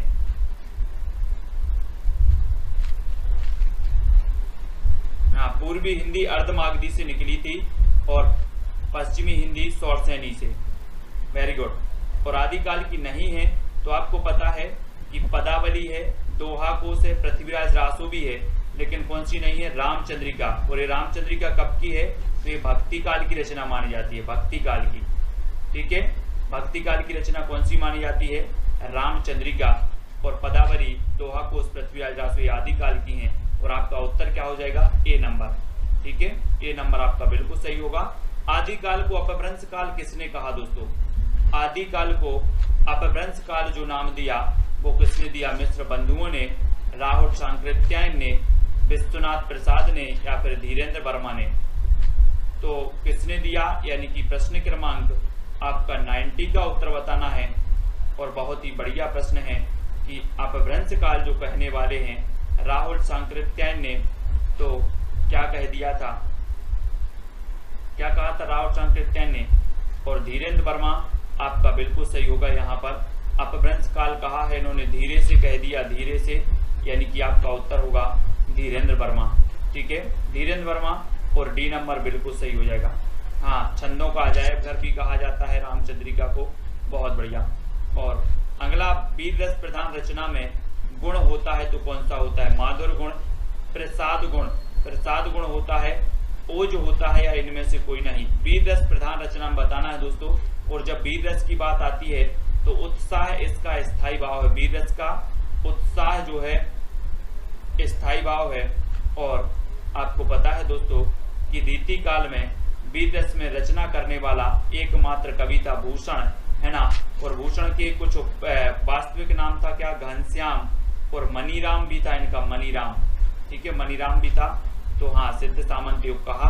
और वीर रस प्रधान जो रचना में गुण होता है तो वो होता है ओज गुण। ओज यानी बी नंबर आपका बिल्कुल सही होगा, ओज गुण। ठीक है, अगला है छायावाद की मूल चेतना किस शब्द समूह से अधिक व्यक्त होती है? किस शब्द समूह से अधिक व्यक्त होती है? स्वानुभूति की विवृत्ति, प्रकृति का मानवीकरण, सौंदर्य का साधन या व्यक्त सत्ता का प्रत्यक्षीकरण।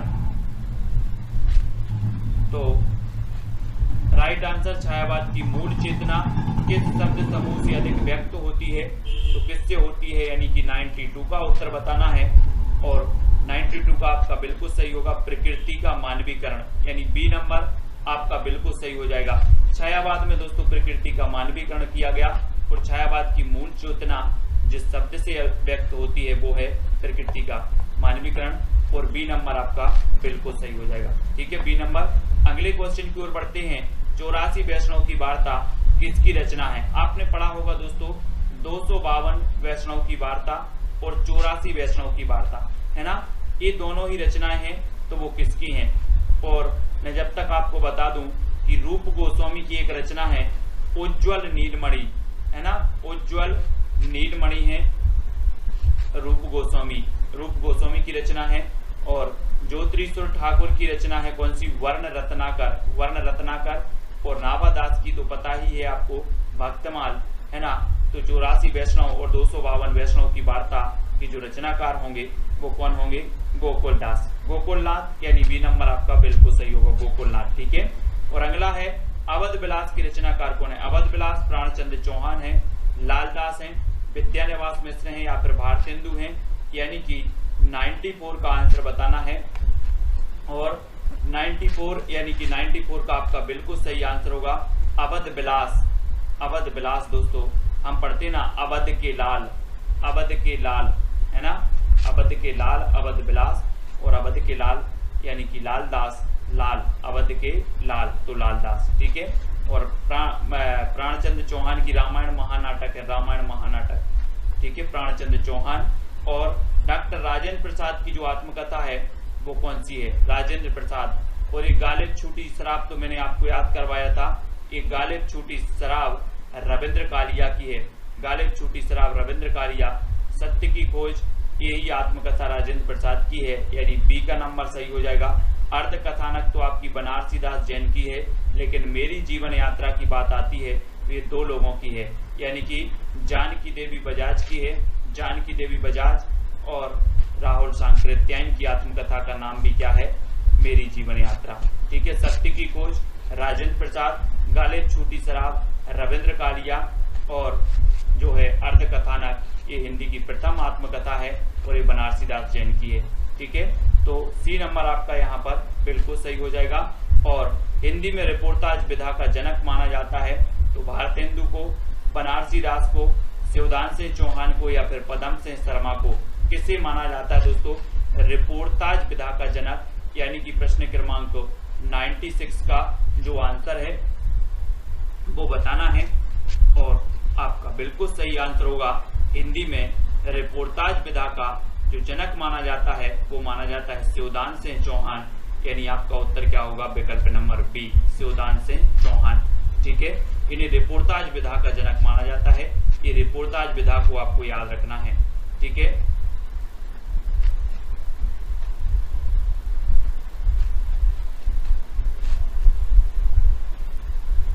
याद रख लेना। अगला है निम्न में से कौन अष्टछाप का कवि नहीं है? कौन अष्टछाप का कवि नहीं है?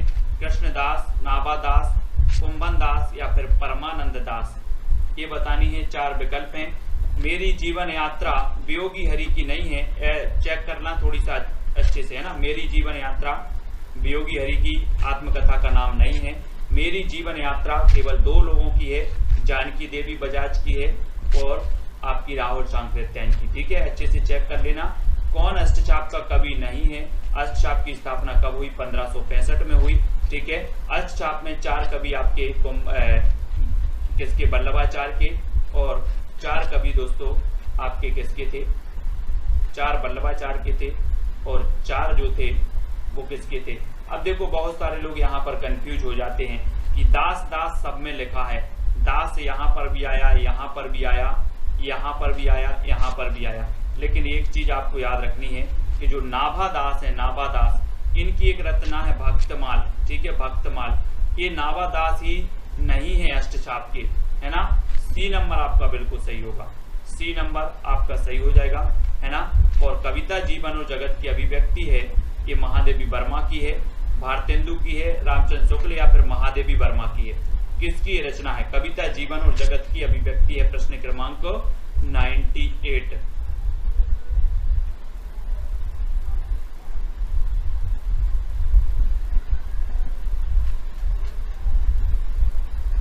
प्रेम सिंह जी क्या बोल रहे हैं? नरेंद्र की आत्मकथा सत्य की खोज, नरेंद्र की नहीं, राजेंद्र प्रसाद की है सत्य की खोज, है ना।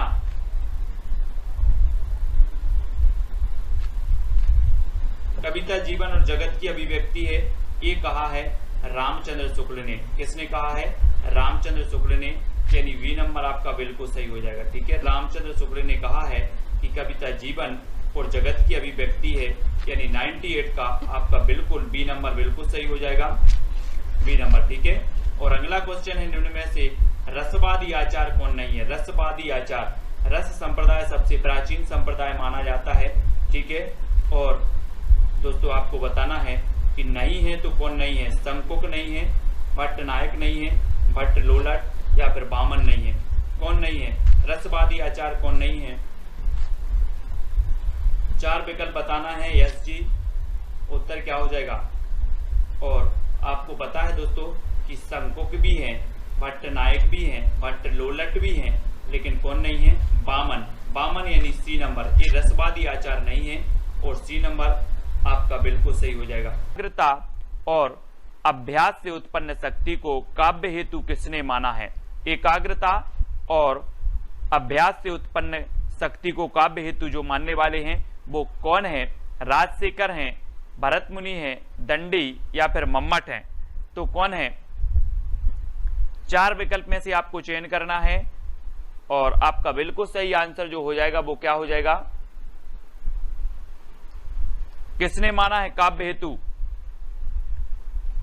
और आपका बिल्कुल सही आंसर होगा ए नंबर। जी हां दोस्तों, राजशेखर ने एकाग्रता और अभ्यास से उत्पन्न शक्ति को काव्य हेतु माना है, यानी कि आपका उत्तर क्या हो जाएगा? ए नंबर बिल्कुल सही हो जाएगा, ए नंबर। प्रश्न 9 बजने को 10 मिनट हैं, इस वाक्य का शुद्ध रूप क्या होगा? कमेंट में आपको भी उत्तर बताते जाना है। देखते हैं कितने भाई बंधु, कितनी तैयारी आपकी है, किस प्रकार की आपकी पढ़ाई है। तो 9 बजने को 10 मिनट हैं, तो इसमें आपको बता दें इसका सही उत्तर हो जाएगा 2 नंबर। 9 बजने में 10 मिनट हैं, 9 बजने को नहीं होता, 9 बजने में, ठीक है। इस प्रकार से यहाँ पर हो जाएगा। अगला देखें, कपिस और कपीस का अर्थ है, ठीक है। तो एक तो आपको पता ही होगा कि कपीस मतलब तो होता है बंदर, तो पहले देख लो बंदर किस में है? 2 में है, ठीक है। अब कपिस थोड़ा शब्द लोगों को लग रहा होगा, तो कपिस मतलब गर्मी तो होता नहीं, हाँ कपिस मतलब मटमेला होता है, इसलिए इसका उत्तर ठीक क्या हो जाएगा? 4 नंबर इसका उत्तर ठीक हो जाएगा। इस प्रकार से हमें लगाना पड़ता है, ठीक है। आप हमारे ऐसे वीडियो को देखते जाए, आपका इतना अभ्यास हो जाएगा कि आप कहीं भी हिंदी व्याकरण में गलती कर करके नहीं आएंगे। और आपको पूरी तैयारी व्यवस्थित सिलेबस के अनुसार करनी है, तो आपको यूट्यूब पर सर्च करें टॉप 50 स्टडी, हमारे इस चैनल को आप सर्च करेंगे, इस चैनल को सब्सक्राइब कर लें, तो फिर आपके लिए पूरा क्रम से अध्ययन मिलता जाएगा। अगला देखें, पेड़ों पर मैना बैठी है, पेड़ों पर मैना बैठी है, इस वाक्य का शुद्ध रूप होगा। अब पेड़ों पर मैना बैठी है तो जम नहीं रहा है कि पेड़ बहुत सारे बोल रहे, मैना एक है, इसलिए क्या होना चाहिए? पेड़ पर मैना बैठी है, ठीक है। तो 1 नंबर इसका उत्तर सही हो जाएगा। हमारे उत्तर बताने से पहले आपको कमेंट करना है, इसलिए कमेंट खोल लें बिल्कुल और तैयार। अगला है, छंद का नाम बताइए। कौन सा छंद बताना है? तो है कोउ पापे हैं पंच तत्व प्राप्त सुनी जम गंधावत। अब यदि छंद का पता लगाना है तो ये कैसा है? मात्रिक छंद है, तो इसमें मात्राएं हमें गिननी पड़ेंगी, टोटल कितनी है, ठीक है। 2 मात्राओं का ऐसा चिन्ह रहता है, एक का ऐसा। तो अपन देखते हैं, कोउ, कोउ में का में ओ की मात्रा 2 है। बिल्कुल इसको ध्यान से सुनना, मैं जो बता रहा हूँ मात्राएं कैसे गिननी है आपको आज पता चल जाएगा, तो आप आसानी सीख जाएंगे। कोउ का में ओ की मात्रा है, तो इसको 2 मात्रा गिनेंगे, 2 हो गई। ऊ में 1, 3, बड़ा पा है इसलिए 2 मात्राएं 5, पी में छोटी की मात्रा इसलिए एक ही गिना जाएगा। फिर हा में भी एक। पंच में चंद्र बिंदी लगी है तो आपको बता दें कि जहाँ पर चंद्र बिंदी होती है उसको एक ही गिनते हैं, अलग से मात्रा नहीं गिनते। तो पा का एक गिनेंगे। चा के और आधा ता है तो चूंकि बाद में है तो चा को ही डबल गिनते हैं। किसी भी शब्द के बाद में जैसे त्वा वा में आधा ता लगा है तो उसको इसके साथ डबल नहीं गिनेंगे, चा के साथ डबल गिनेंगे। तो चा का अपन क्या हो जाएगा, डबल। ठीक है। और वा का क्या हो जाएगा, एक। तो यहाँ पर कितनी होंगी, दो, दो और एक 3 और 2 5 और एक 6 7 8 और 2 10 और 11, 11 मात्राएं इस तरफ हो गई। ठीक है। अब दूसरे तरफ का गिनते हैं। 2 प्रा की 2, ठीक है, और ता की एक 3 और सा में छोटी चूकी छोटे ऊ की मात्रा इसलिए एक ही गिनेंगे और नी में भी छोटे की इसलिए एक ही गिनेंगे। तो यहाँ पर कितनी हो गई, 5। और जग जम गन 4 हैं सीधा, मतलब ठीक है, एक एक एक एक तो 4 5 4 9। धा बड़ा है तो उसकी गिनेंगे 2। ठीक है। तो कितनी हो गई, 11। और वा और ताकी एक एक 2 13। तो इस तरफ है 11 और फिर अगले में है 13। तो इस प्रकार से जहाँ पर होता है वहाँ पर देखो आपको उल्लाला तो होता नहीं, गीत का भी नहीं, हरि गीत का, तो रोला छंद होता है क्योंकि दोहा का उल्टा है। दोहा में 13 11 होती हैं और रोला में 11 13 होती हैं। तो इस प्रकार से ये उत्तर ठीक हो जाएगा। दोस्तों हमें उम्मीद है आपको पसंद आ रहा होगा। ऐसे बहुत सारे वीडियो हमारे चैनल पर डले हैं। आपको तो टॉप 50 स्टडी यूट्यूब पर सर्च करके उसको सब्सक्राइब कर लेना है, प्लेलिस्ट में जा करके सारे वीडियो आपको देख लेना है।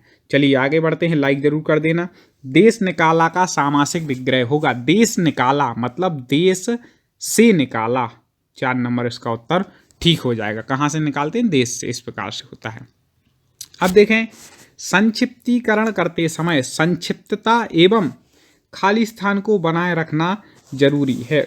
किसी भी चीज का संक्षिप्तीकरण कर रहे, छोटा कर रहे, तो संक्षिप्तता के साथ क्या, प्रवाहात्मकता भी जरूरी है, नहीं तो उसका प्रवाह खत्म हो जाएगा ना, तो फिर पढ़ने में आनंद नहीं आएगा। इसलिए 1 नंबर इसका उत्तर ठीक हो जाएगा। अगला देखें, कमेंट में आपको उत्तर बतलाना है। आप सोच रहे होंगे सर हम कम समय दे रहे उत्तर बताने के लिए। देखिए हमें आपका समय बचाना है और साथ में आपसे कमेंट में उत्तर भी चाहिए, तो आप थोड़ा स्पीड बढ़ाएं, कमेंट में उत्तर दें मेरे बताने से पहले। राष्ट्रभाषा किसका प्रतिनिधित्व करती है। राष्ट्रभाषा है चूंकि, तो किसका प्रतिनिधित्व करेगी, राष्ट्र का। तो राष्ट्रभाषा संपूर्ण राष्ट्र का प्रतिनिधित्व करती है। ठीक है, संपूर्ण राष्ट्र का। 3 नंबर उत्तर ठीक हो जाएगा। अगला देखें, रिक्ति को अंग्रेजी में क्या कहते हैं। आप किसी एग्जाम की तैयारी कर रहे हैं तो रिक्त पद निकलते ना, वही रिक्ति। तो रिक्ति को क्या कहते हैं, वैकेंसी। ये है, कितनी वैकेंसियां निकली आप हमेशा कहते। उत्तर बिल्कुल आपको पता होता है कई बार, लेकिन आप फिर भी पेपर में गलत करके आ जाते हैं। इसलिए हम प्रैक्टिस सेट लगवा रहे, हिंदी कर रहे कि आप वो गलती ना करें कि आपको बनते हुए भी आप गलत करके आए। वो गलती से हमें बचाना है, बाकी तो याद करानी है। सारी पृथ्वी के राजा को कहते हैं।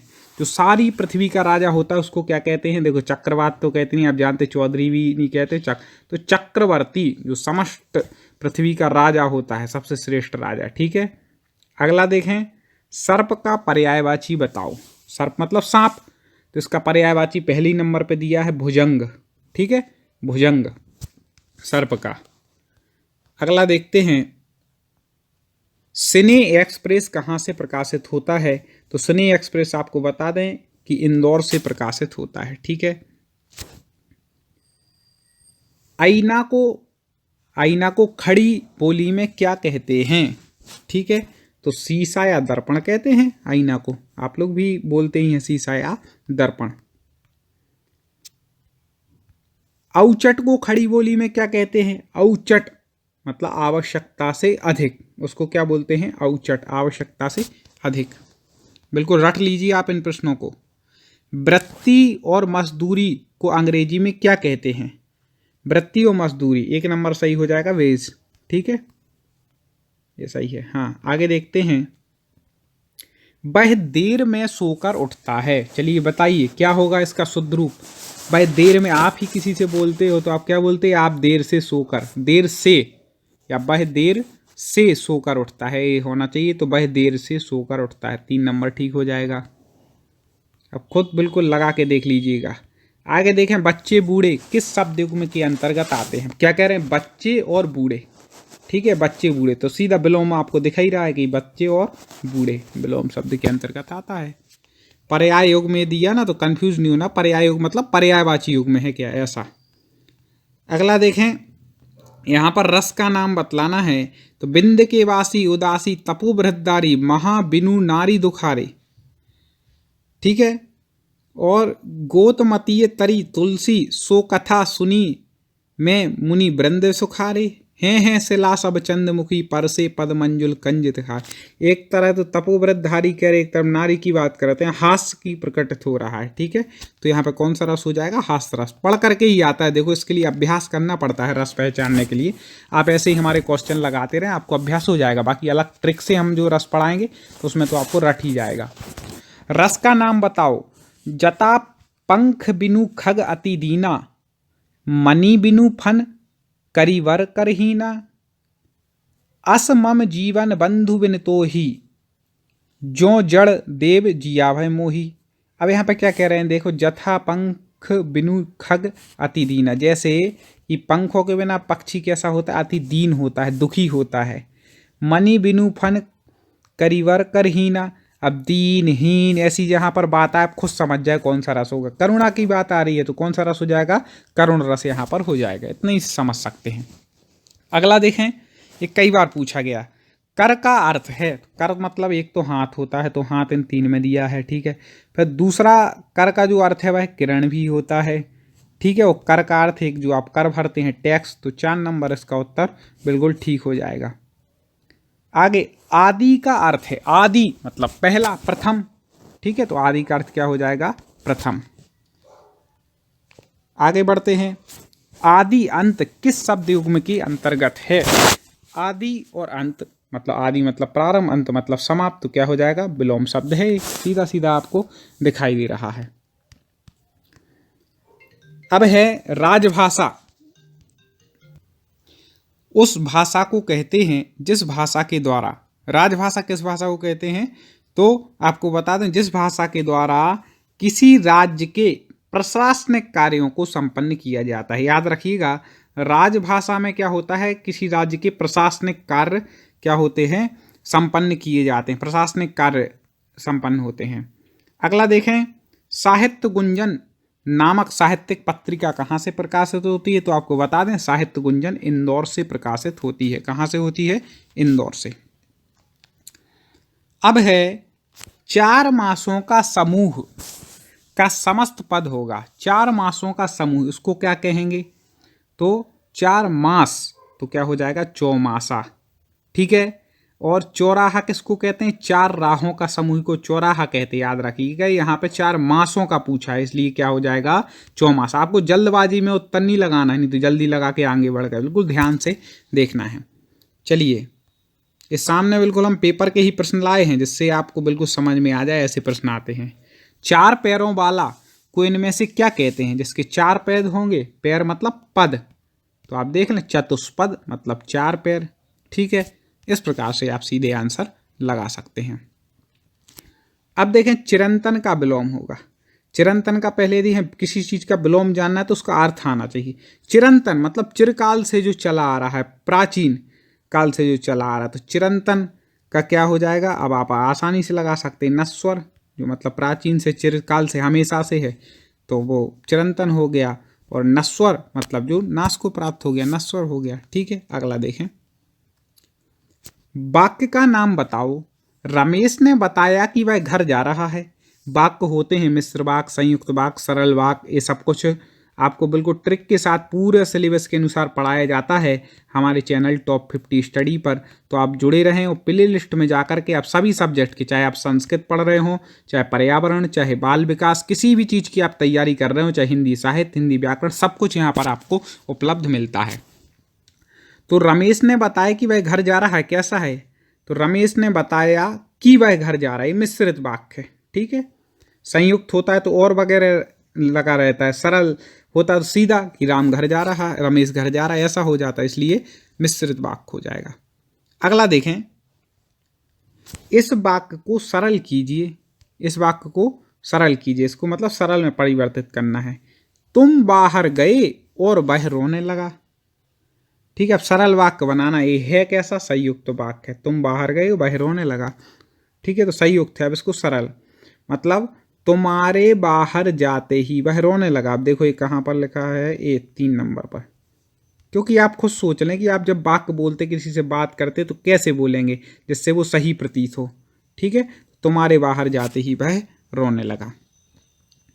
दोस्तों अभी तक लाइक ना किया हो तो एक बार लाइक जरूर कर देना और कमेंट में बताना कि आप किस एग्जाम की तैयारी कर रहे हैं, जिससे पूरे सिलेबस के अनुसार वीडियो आए। इस वाक्य को संयुक्त वाक्य में बदलिए। कठोर बनकर भी सहृदय बनो। कठोर बनकर भी सहृदय बनो। अब इसको संयुक्त बनाना है, तो कठोर बनो परंतु क्योंकि दोनों बात करेंगे भाई, कठोर तो हो लेकिन सहृदयी भी बनो, केवल कठोर ना रहो। ठीक है, तो कठोर बनो परंतु सहृदय बनो, ये हो गया। अगला देख लेते हैं।